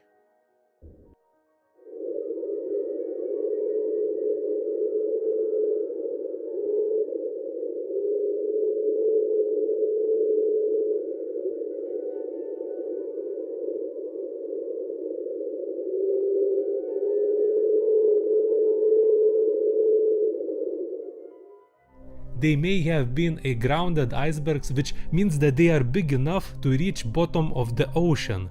Then iceberg slowly moved and scraped floor, which made all those noises. Anyway, ocean also has various other strange sounds which are not really that mysterious, but they sure can give you heebie-jeebies. I am correct, right, Mr. Len? For more than 50 years, these strange robotic sounds were confusing naval officers and marine researchers. You see, in water it is extremely difficult to locate the origin of the sound. The strange boing sound first appeared on submarine recordings in the 1950s. Today, we know which whale makes the sound. It's minke whale. Okay.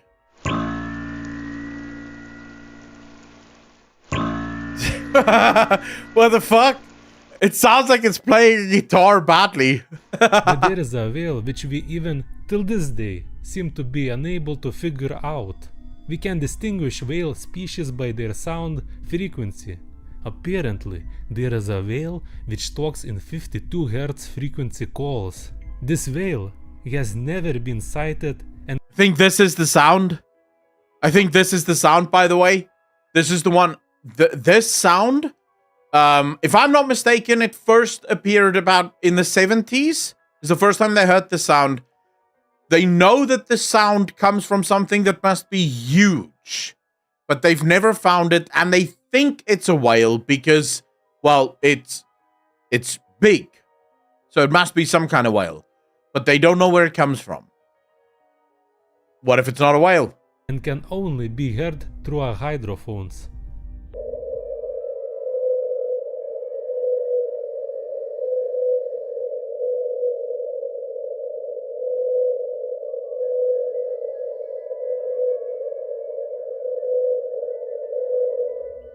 Why do I keep saying whale but not whales? Well, according to scientists, this whale can only be heard from a single location, so there is only one of its kind. Well, at least it was thought that way before 2010. Oh, a sensor have picked up additional specimen with the same call. So this makes it even more weird, since before that, scientists believed that this individual was either a malformed whale or some sort of a hybrid whale.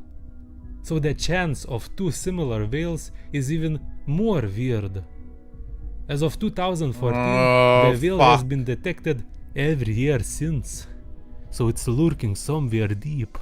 Another whale sound is not even remotely mysterious, but just plain creepy. A beluga whale was captured in 1977 and lived in captivity for the rest of its life. Researchers discovered his unusual ability to mimic the rhythm and tone of human speech. Wait, what?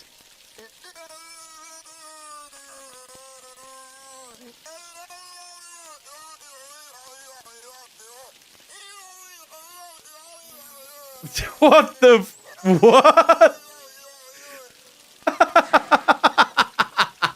A diver working in the enclosure came to the surface after he heard someone cry, "Out, out, out." After he asked his colleagues, "Who told me to get out?" they realized it had been beluga whale.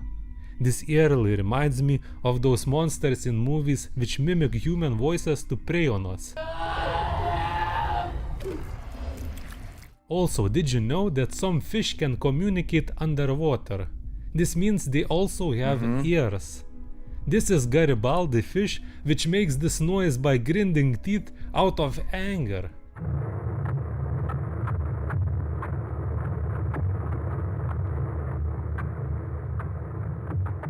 And this is the sound of a male weakfish, which uses its bladder to make a sound which is used to flirt with female weakfish.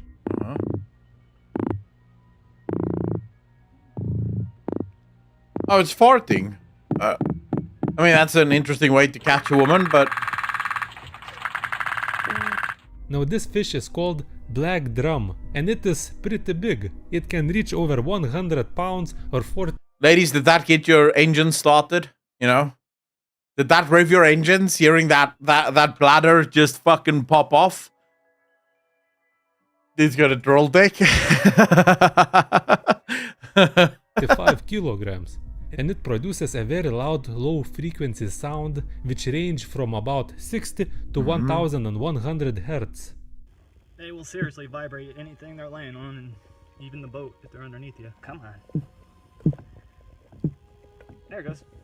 Some Florida residents reported of hearing black drums.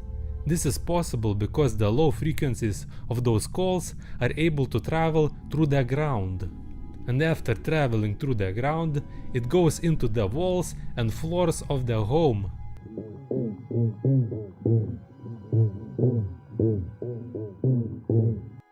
So they literally vibrate the walls of homes that are near water canals. Listen to this.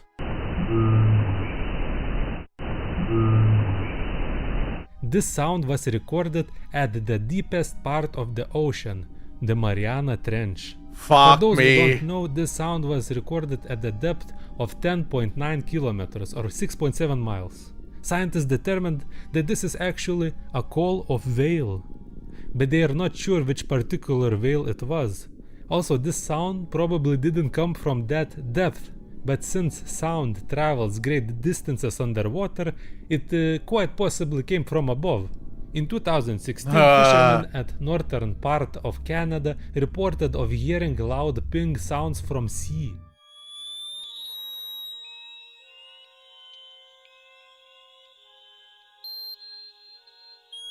That has to be man-made. That sounds man-made, no?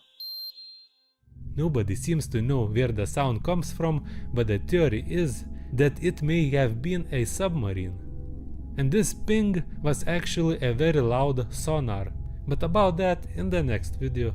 This is the sound of lightning striking the ocean in the Gulf of Mexico.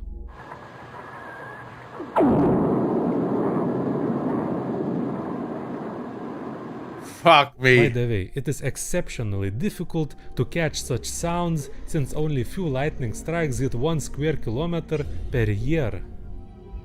We actually have a sound of a monster which destroyed over 220,000 people. You may wonder, there is no such thing as monsters. You are right, but when 2004 earthquake happened in Indonesia, it created one of the most devastating tsunamis in the world. And we have recorded the sound of that earthquake.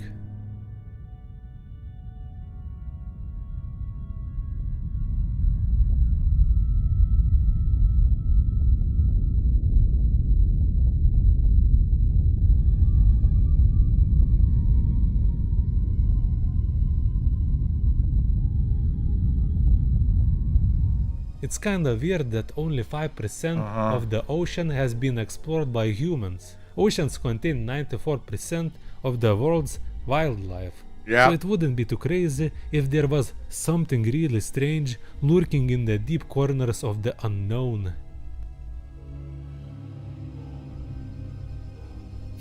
Maybe. Dude, there's a good chance that most of the animals in the ocean are fucking aliens. Like, take a look at octopus, for example, or that, whatever that fish was that you just saw there. That's not normal. That's not normal. That's an alien. Like, 100%. The ocean is too weird. It's too weird. Like, you look at animals on the earth, and it looks like, you can kind of look at all of them and you go, yeah, okay, that looks fine, you know? That looks fine. It looks kind of like what you would expect an animal to look like. But then you look at the ocean animals and you're like, what the? Where did you come from? Why do you look this way? What is going on? Gotta be the Titans? Dogvaz, how you doing, bro? It is cool. People with thalassophobia are not too crazy. Yeah, I'm not interested in any of that. What's this? When his tape recording of one murder was played in court, people rushed outside and vomited. Huh?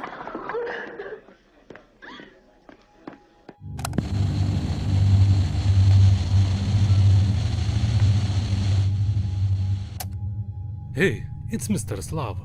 For Halloween special, let's delve in the world of scary and disturbing audio recordings which are actually real. Be advised that you may be disturbed. I mean, I was when I made this video. There are many types of warning sirens, for example mechanical, electrical, supercharged, pneumatic, meaning pressurized air. Some have many loudspeakers turned in all directions to spread sound better. Some also have a moving siren head, like for example this ACA Alertor 125. But in my opinion, this siren is the most eerie sounding one.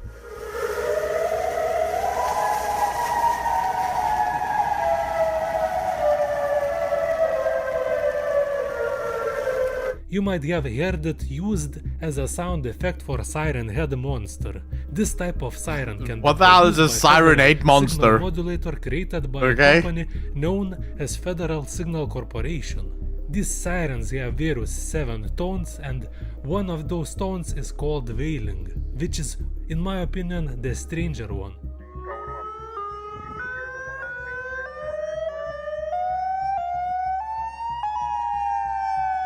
What? Which one? Apocalypse? Which one did you say? You said that it's Oh wait. Here we go. We're gonna skip through some of this because I don't care about sirens. Voices. What voices? This one audio is quite different from the previous. Schizophrenia is a mental disorder which afflicts more than 24 million people worldwide, so it is quite common. Some of the people with this disorder may hear or see things that are not real. For ordinary people to understand better, someone created an audio which imitates or represents what these people hear in their heads. If you have headphones, put them on. You touch them. So stupid. Look at you. I can see you sweating. You're filthy. You're bad. Point. They'll kill you. Worthless. Stupid. Joseph DeAngelo, also known as Golden State Killer, is a serial killer which was actually a former police officer. He terrorized California during 1970s and 80s by breaking into the house, R-word women, stealing stuff and murdering. In 1978, one of his R-word victims, which was not murdered, later received this phone call by her assailant.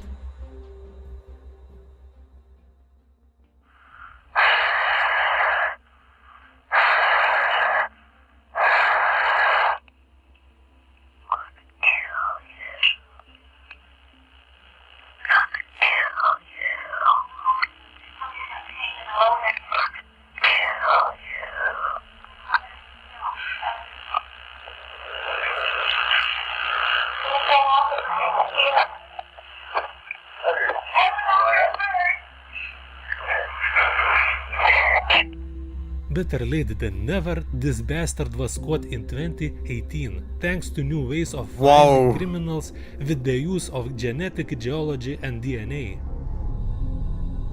Wow. That long? Holy shit. Yeah, but Senua was based on schizophrenia, although... Dude, I'm glad I'm not hearing voices. That shit would drive me crazy. Like, thank fuck for that. Thank fuck for that.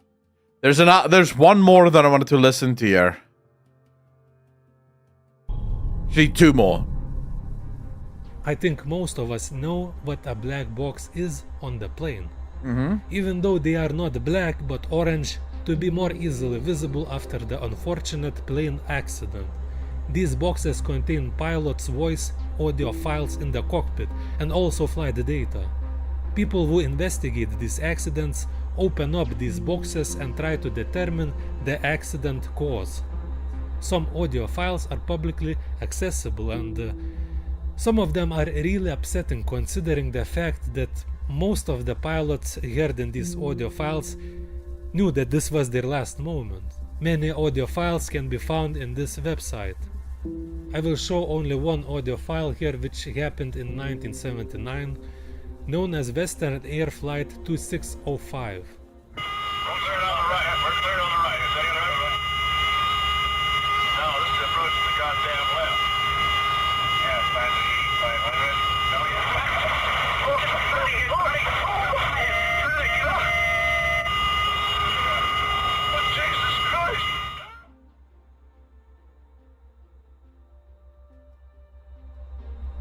Crazy enough, there were 17 survivors. Another but a different audio recording is of a Vladimir Komarov, an astronaut who was killed during a spaceflight. Yes, killed. I said it. During the re-entry, his capsule parachute failed and he crashed into the ground. Before crashing, he communicated this with the command center.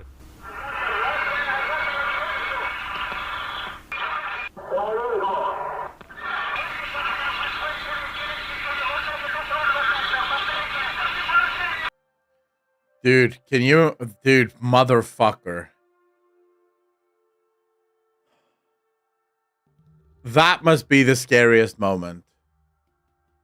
When you're sitting inside that capsule and nothing's working.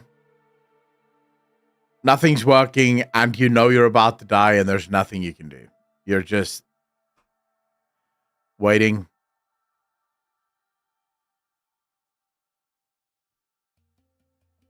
Yeah, fuck that, man. That would break me.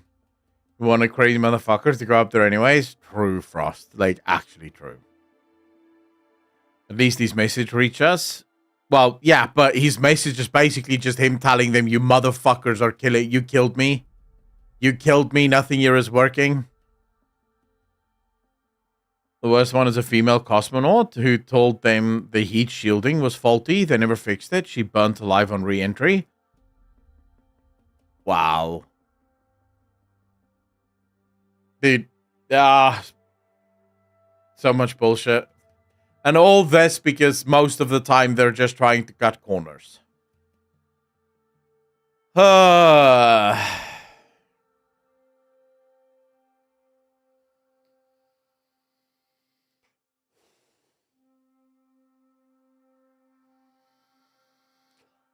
Do you know the wow signal? What's the wow signal? Cutting corners is weakness. I agree, but sadly, people try to do that all the time. It was an assassination, though. They sent him up because he was a dissident. Wait, so the guy we just watched was actually a dissident?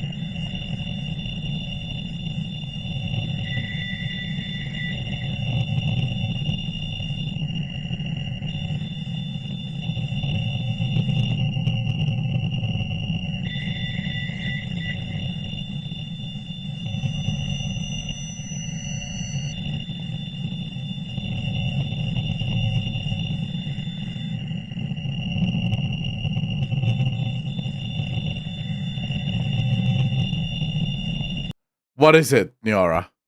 If we know what it is now. Although I have heard that space is actually not quiet. Space is actually incredibly noisy. Because almost everything makes a sound in space. Like planets have sounds and shit that they make. So what is the signal? It's a pulsar? A pulsar star. Coming from where?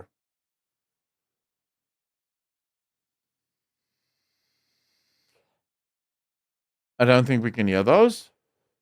No, obviously you need microphones that can actually pick up the sounds. I don't think if you're going outside, you'd be like, holy fuck, it's so loud out here. Right? It's so loud, holy shit. I'm saying space is actually noisy. Very. But yes, the frequencies would probably not be audible to the human ear. But it doesn't mean that it isn't noisy. But metal, though? You find this interesting for later? What is that, Grofile?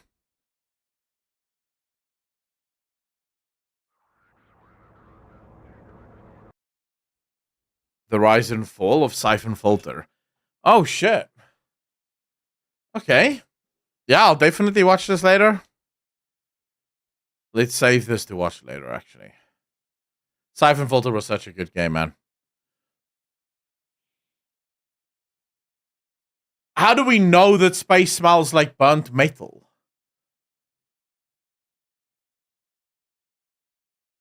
Watch Flat Earth videos? Why the hell would I watch Flat Earth videos?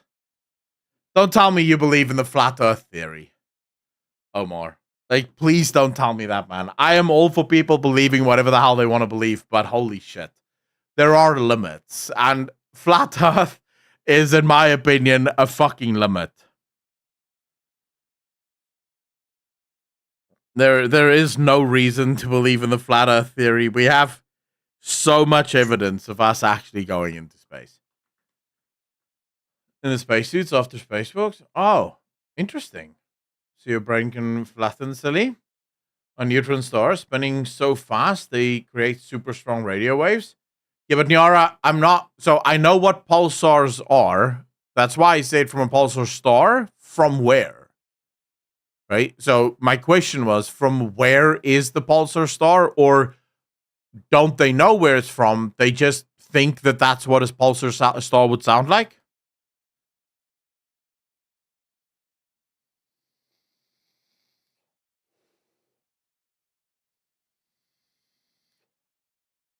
The gray, yeah. I mean, the thing is, I can see why some people fall for the flat earth theory.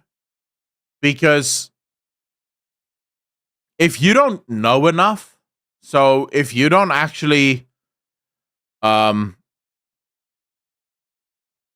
you don't actually know like basic science and like basic geography, there are experiments that they do, right? Which, unless you know, you might think, oh, wait, but that could maybe be true, right? There are theories like that. But if you have a little bit of knowledge about science, you go, well, actually, no. So the guy, for example, that put two markers 2 miles apart and then went, the markers are absolutely flat and the curvature of the earth would have meant that you wouldn't be able to see the marker from the other marker. It's like, well, not on a 2 mile fucking radius. What are you talking about? Like, 2 miles is not enough for you to really test the curvature of the earth. You have to go much, much further than that before you'll actually be able to spot the curvature of the earth, because it also depends on how flat the piece of land is that you're on. Right? So the earth is roundish. But you absolutely do get pieces of land that for X amount of miles are super flat. Right? And so, yeah, you'll be able to see things for miles and miles and miles, because on that piece of the earth, it is super flat. But obviously, if you take it over the course of the entire continent, then it's not actually that flat. What about the firmament that is described by God in the Bible and also other religions? Which firmament are you describing, Ferorius? I've seen clips of people tasting that and wondering why the laser or light was off. I think it's more of a constellation of beliefs issue. It's easier to believe in bigger bullshit once you accept the smaller ones. Again, you're gonna struggle to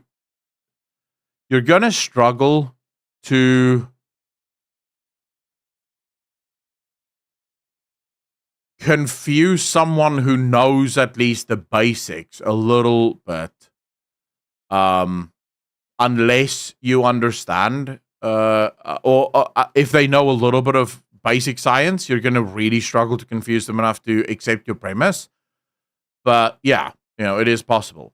The dome that is over the flat earth, Ferorius. So there's a number of theories about Genesis and a number of explanations. And I'm not talking about, people who believe in the young earth theory. I'm talking about like actual scientists that talk about the story of Genesis.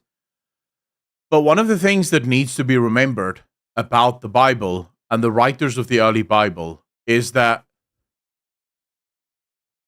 you need to read what they wrote with the understanding that they would have had at the time. So it's very easy for people to read what they wrote with what we know today and go, haha, lol, listen to the bullshit they're talking. But now imagine this. So imagine, for example, I created a time machine, right? And I put you in this time machine and I told you, right, I'm going to send you back to the caveman days. And I want you, once you get there, to explain to them what is a bicycle. I want you to describe to them what a bicycle is so that they understand what a bicycle is. Now, at first glance, you might think to yourself, well, that'd be easy as fuck. I'm just going to draw a picture and that's it. But you've not explained anything. You just showed them a thing.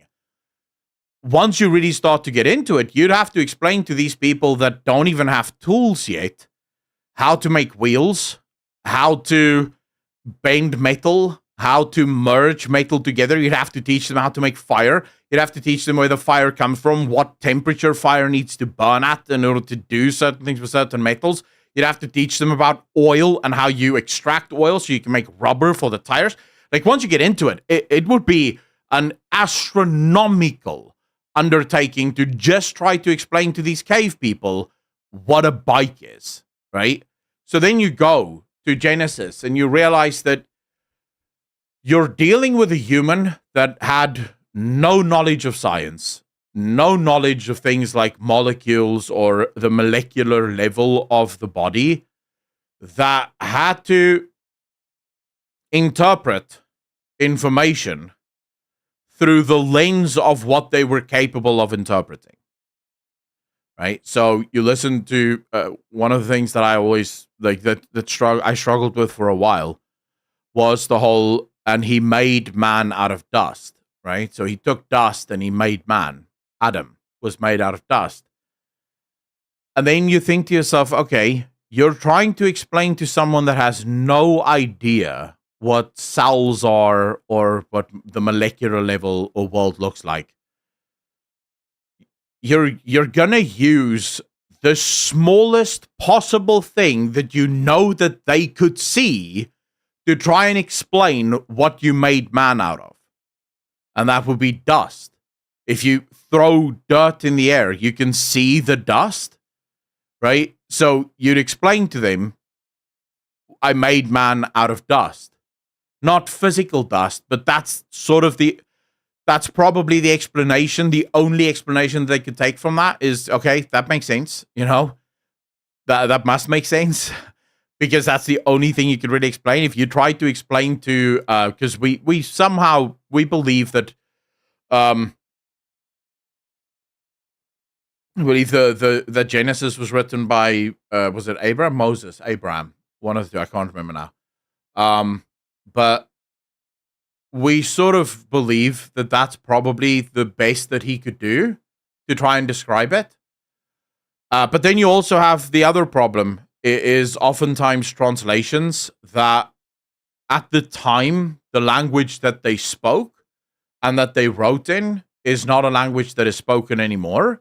So in a lot of ways, there's a lot of things that go missing. So for example, for a long time, it was believed by religious people that Adam was made in God's image and that Eve was made from a rib of Adam, right? So a lot of the old scholars sort of used this as a way to dismiss women, right? So women weren't actually made in the image of God. They were made sort of just as a throwaway. But we now know that that translation is completely wrong because the translation actually is a side of Adam, meaning a half. So when God made Adam originally, he made Adam in his image, realized Adam is lonely, and so took half of Adam and made Eve to keep Adam company so that together they would make the fullness of God. But this is only years later when we started to look at other words that they used for this. We started to say, wait, but the word that they use for side is the same as the word that they use here for half, So clearly there must be some distinction there. So I can't answer the firmament question other than to say, how would you try to explain to very dumb people? Because by our standards today, they were very stupid just because they had nowhere near the education. Remember, we stand on the backs of thousands of years of intellectual progression. You know, the things that we today just sort of accept as natural, it is what it is, wasn't that natural not that long ago. It wasn't that obvious not that long ago. The same type of person that can't even come to an agreement on what basis of your debate with them is. Like, what class in WoW do you prefer more, Shaman or Priest? Neither a Warlock. But if I had to choose Shaman, I'm not a flat earther, but the ancients were stupid thing bugging me. If they were stupid, why can't experts still explain the pyramids, for example, or other ancient structures?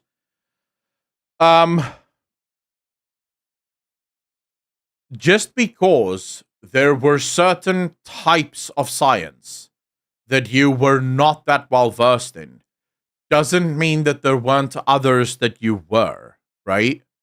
So you could be, one of the key things that oftentimes is talked about by physicists and people talking about alien life is it would be a logical fallacy for you and I to assume that every single species and every single intelligent species in the universe went through the exact same progression as us, right? So they had to start with steam engines and then combustion engines and then nuclear and so on and so forth.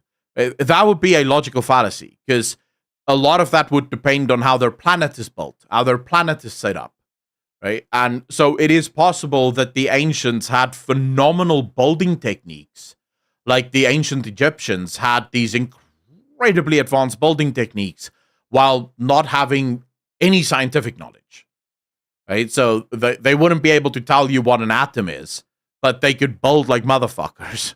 Or it could be aliens, right? It could be either of those things. I don't know. I kind of like the alien theory, not gonna lie. I find the alien theory to be fun. I don't know if it's true, but I do find it fun.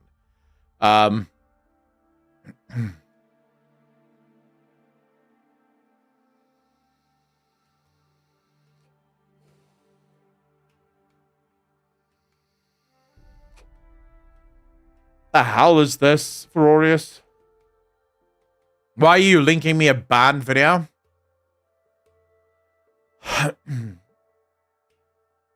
I mean, yeah, I don't know. I don't know all the answers to most of these mysteries. I find most of it interesting, but I can't really answer, right? Because I genuinely don't know. Alex Jones. I don't think I'm allowed to watch Alex Jones on Twitch. I don't actually think that that's allowed. Once someone is banned off of Twitch, you can't watch videos about them on Twitch. So I'm pretty sure I'm not allowed to do that. We lost a lot of knowledge about the ancient civilizations. We don't even know what was the true reason for the Great Bronze Age collapse. I've read about that, actually. Read the Heinrich von Daniken book, Chariots of the Gods. Pretty good. Nick, I'll definitely give it a go. It's that name's cool as shit. Chariots of the Gods. But no, I mean, look, there's a lot of things that's absolutely possible, you know? So we know, for example, that there's been many ice ages, you know? And this means that it is entirely possible that there's been massive civilizations out there that's been wiped out by ice ages, and the only thing I would argue about there is why does none of their technology survive? You know, because if a giant ice age were to wipe all of us out, you would expect something like our memory sticks, or like something must survive that, right? Like something has to survive that. So the idea that none of their technology survives anything, that's the only thing that kind of bothers me about it. Well, that's entirely possible. Ulf, right? You have people that claim a lot of conspiracies about giant vaults that is filled with... I heard a theory the other day, a conspiracy theory by a guy that claims that there are giant vaults all over the earth that are absolutely filled with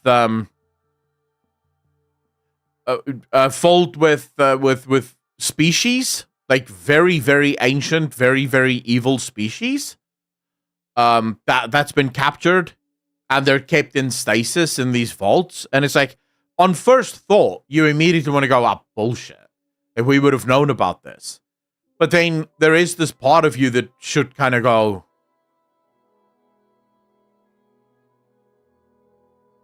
what if that's not bullshit, though? What if that's not a lie? It could be, right? There's a lot of things that's being hidden from us, and I'm sure there's more things that's being hidden from us than what we would ever know. I do believe that the government hides things from us that they think we shouldn't be allowed to know. And a lot of that may actually, like, be quite fucking scary, you know?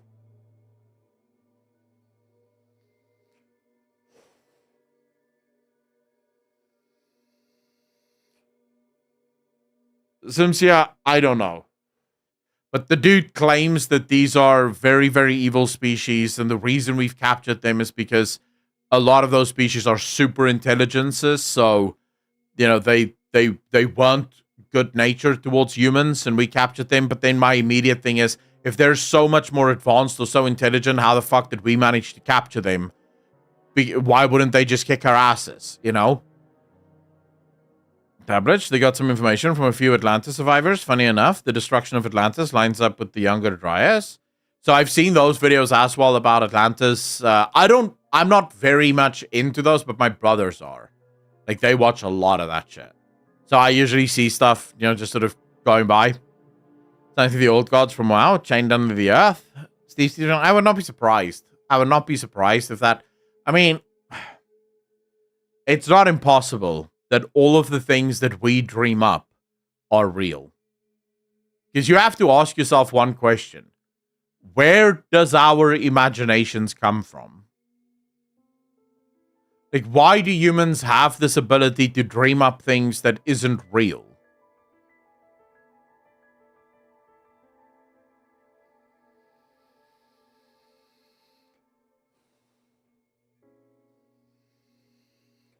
Because from a survival perspective, it makes no sense. You don't need that for survival. So if your argument is going to be, well, you know, it's just a happy byproduct, but that's not how it works, right? There's no such thing as a happy byproduct. You don't get lions that just happen to have wings because, you know, what a coinkydink. Unless it's absolutely necessary for the survival of the species, it doesn't happen. So if you are going to go with a naturalistic one, then you're going to run into that problem. Why do we have this? What's the point? I think a lot of people also love to imagine an alternative world than the one we live in to make it more exciting. Yeah, but why? So Ferorius, don't think about we're imagining this to make it more exciting. Why do we have the capability of imagining a world that isn't like ours to make it more exciting? So don't go to the it's to make it more exciting. That's not an answer. The question is, how do we have that ability in the first place? That's the fundamental question. And that's the thing that fucks you up once you start pulling on that little thread. That thread will destroy you once you go down that rabbit hole. So, for example, consciousness. Why do you have that?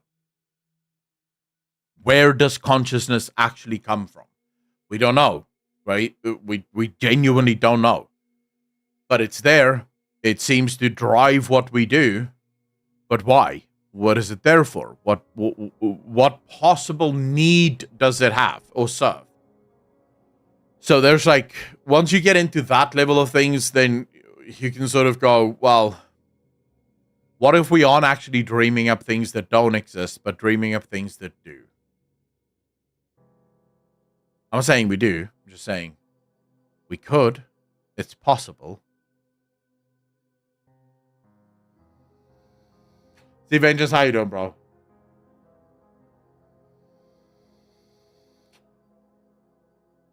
I mean, the evidence for other dimensions is or other realities rather is weak.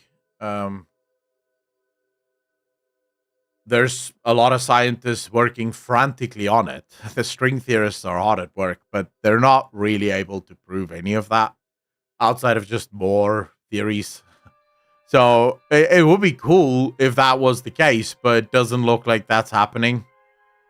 What if we are the dream to escape from the horrors we have nightmares about? Imagine that. Alvacus, imagine you sleeping and having a nightmare is actually you being awake. And this is actually you dreaming. What you and I are doing here right now, this is actually us dreaming. And when you go to bed, you're actually awake. Like, that's when you really wake up in the real world, and the real world is that scary fucking place that you dream about. Imagine that. Alden Cat, how you doing? Dimensions of paradox. Once we know about them, they are now part of our awareness and our dimensional scope, so they are no longer alternatives. Ah, yes, the dream of going to school, looking for a job, filing taxes. Well, here's the thing. If this dream is, according to you, bad, how shit is the real world? If this is the dream you dream to escape from the real world, how shit do you think the real world is?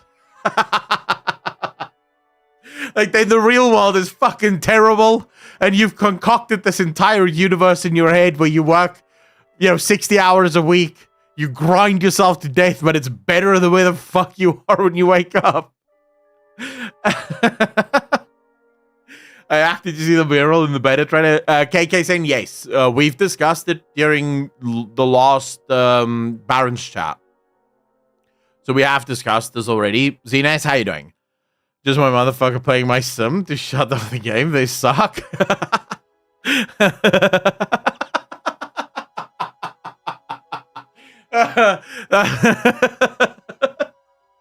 They're not choosing the right skills, I'm guessing. Making all of the wrong fucking decisions. I can see that. The real world is the 40k world. See it? That is actually funny. Like, this guy sucks. Give me a new player. My player is bad as shit. World ended in 2000. So in what? So what are we living in? Simulations. Where can you watch the Baron's chat at? On the main channel, Fowlin. So it's on the main channel. I believe it's public. You can just go on the main channel and check the videos there. It should be public. The Mayans weren't wrong. The world did end in 2012. It's just taking its time to blow up. Think about it, though. The last time the world was in a good spot was 2012. I don't know. The world was pretty cool back in the, 2010s. Like, all the way up to, like, really 2021, the world was pretty peachy. And then everything went to fuck. And I know it sounds crazy, but I have a theory. What's the theory, Z Vengeance? I had a girlfriend in 2012. Ferorius, that is a you problem, bro. I have told you before, you don't have to send them a dick of your micro penis before you even go on the date. Okay, when you have a micro penis, you want to make them fall in love with you first before they see it. You're the one that has this new honesty bend to you, where you want them to accept you before you even go on a fucking date. If you want to have a girlfriend, don't do that. It's really weird. I don't know why you would do that even. If we track back the madness that's taken over the world, you can accurately trace it to the exact year when Arambe died. Fuck me. Here we go. We're getting banned for misinformation, I'm pretty sure. What year did Arambe die? What the fuck? Arambe is the gorilla, right? Just think about it for a moment and you'll realize there wasn't such BS as woke before that point in time. They need to accept my emotions. Yeah, but your micro penis is not part of your emotions, Ferorius.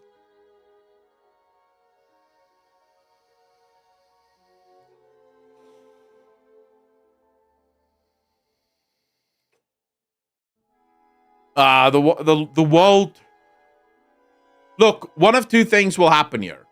Either we're all about to go up in a giant ball of fucking fire as the world leaders go absolutely apeshit with their nuclear bombs. Or at some point, everything's going to go back to normal. Then be the options. So, when you think about it, it's not that bad. You know? It's not that bad. Oh my god, I remember a lot of crazy people coming to Breakups, France. It was supposed... Wait, it was a supposed place to survive? The police had to close all the areas? He's a grower, not a shower? No. Fallon, Ferorius doesn't grow or show. Like, him being hard and him being soft, same thing. It's micro penis all the way through.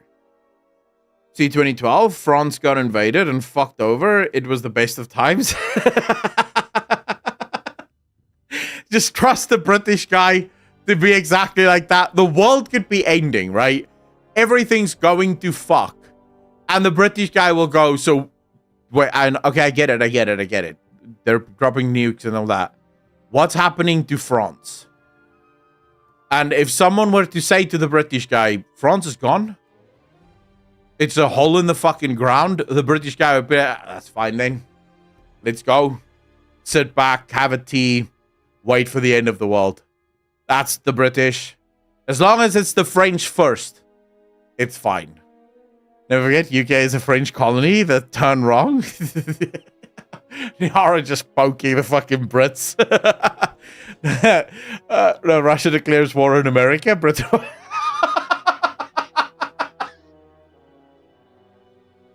it's unironically the most British thing I've ever heard in my life. Russia declares war on America. Obviously, England joins immediately. They're going to help America. Bombs France before the Americans can say no. And then goes, oops. And we won't do that again, I promise.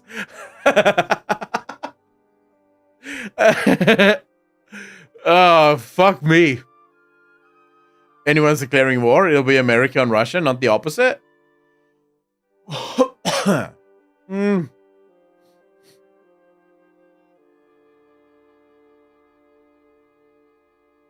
Yeah, I could probably get behind that. It doesn't look like Russia wants a war with America. I think Russia likes the current sort of deal that they've got with America.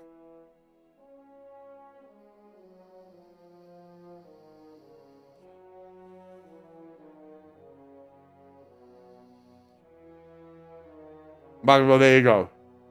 France and England rivalry is Fenny fishermen in the canal playing the 100 Years' War for fun. Yeah, the French and the English will just never get along, ever. That will just be a rivalry for the rest of time. That is right, and Russia is off the territory. They'd go off to Europe and Asia way before America. Why would they want to expand into Alaska of all places? So, if it is true that Russia is after expansion of territory,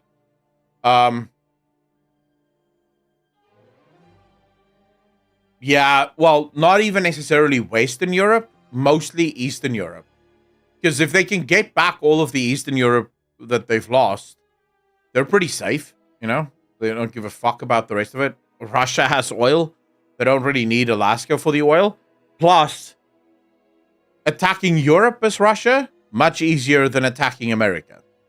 Because to attack Europe, you're on the same continent, it's perfectly fine. To attack America, a little bit harder. You have to have boats and planes, and there's a lot of logistics involved there. So much, much more difficult. So yeah, I can see that. I can see that.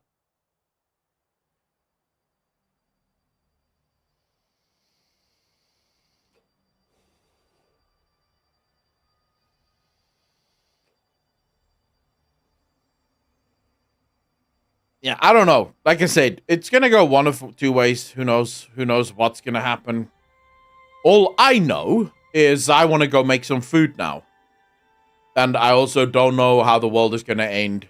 I just know. Here is what I can guarantee. So I don't know when the world is gonna end. I have no idea. But I will be able to guarantee you guys this. no matter what fucking happens, the leaders of our world will be the ones who win. You can bet your ass that they'll make a lot of money. Their friends will make a lot of money. And you and I might absolutely get fucked as a result of this. But you don't have to worry. They'll be fine, guys. I promise. If you were worried about your favorite politician or your favorite, congressman or senator, you don't have to worry. They'll be just fine. I know some of you stay up at night thinking about Jeff Bezos and his future. He's good. You don't have to worry. Bill Gates, he's fine. He's really enjoying himself. So yeah, you and I probably less fine, but they'll be good, and they'll pick us back up. You know that they'll pick us back up. They've got us. We just have to trust in them. Start an Aqua survival group in the post-apocalyptic world. I'd be happy to. Just know that my survival group basically has one rule. I shoot on sight. And especially if it's a zombie survival film. If it's a zombie survival scenario, so there's zombies, I kill everyone. I've seen what happens when you trust people in a zombie apocalypse. They get bitten, they don't tell you, and then they eat your fucking dick off in the middle of the night. So for me, it's like, no. I see you, I shoot you, I take your shit. As simple as that. I live, everyone else dies. If it's not a zombie thing, I'll be okay with having a little camp. We can have a camp and we can all work together. But if it's a zombie, it's every man for him fucking self. Or woman. 2024. Women can be for themselves as well. I'll shoot both. I don't have a problem. But I don't have to be a zombie to eat your dick. Ooh. You can be in the camp then, Apocalypse. No problems. You're allowed in. Oh, shit. All right. I'm going to go make food now. It's already 12 o'clock and I haven't eaten anything yet today. So I'm going to go make some food. And then I'm going to go watch or rewatch Criminal Minds. I'm on season 2 of my rerun of Criminal Minds. And I'm having the time of my life. Well, it's only 12 for me. Not yet 1. It's going to be 1 by the time my food's done. But not right now. I won't be streaming tomorrow. Because tomorrow I'll be doing Baron's chat. And also I have to go do my license and shit tomorrow. But I will be back tomorrow night, 6 p.m. on the YouTube main channel. So that's Akulon, not Akulon TV. Just Akulon, normal. Go check that out if you haven't subscribed there already. Go do that. And I'll be live tomorrow. We're going to do a lot of WoW discussions and just crazy shit over there. Ladies and gentlemen, thank you so much for hanging out with me. I really hope that you guys had fun, that you had an amazing week. We had a busy week with a lot of bullshit going on, but I appreciate each and every one of you for coming out, for hanging out with me, for spending time with me. If I don't see you again before next week, please have a wonderful weekend. And as always, be good to each other. Be kind to each other.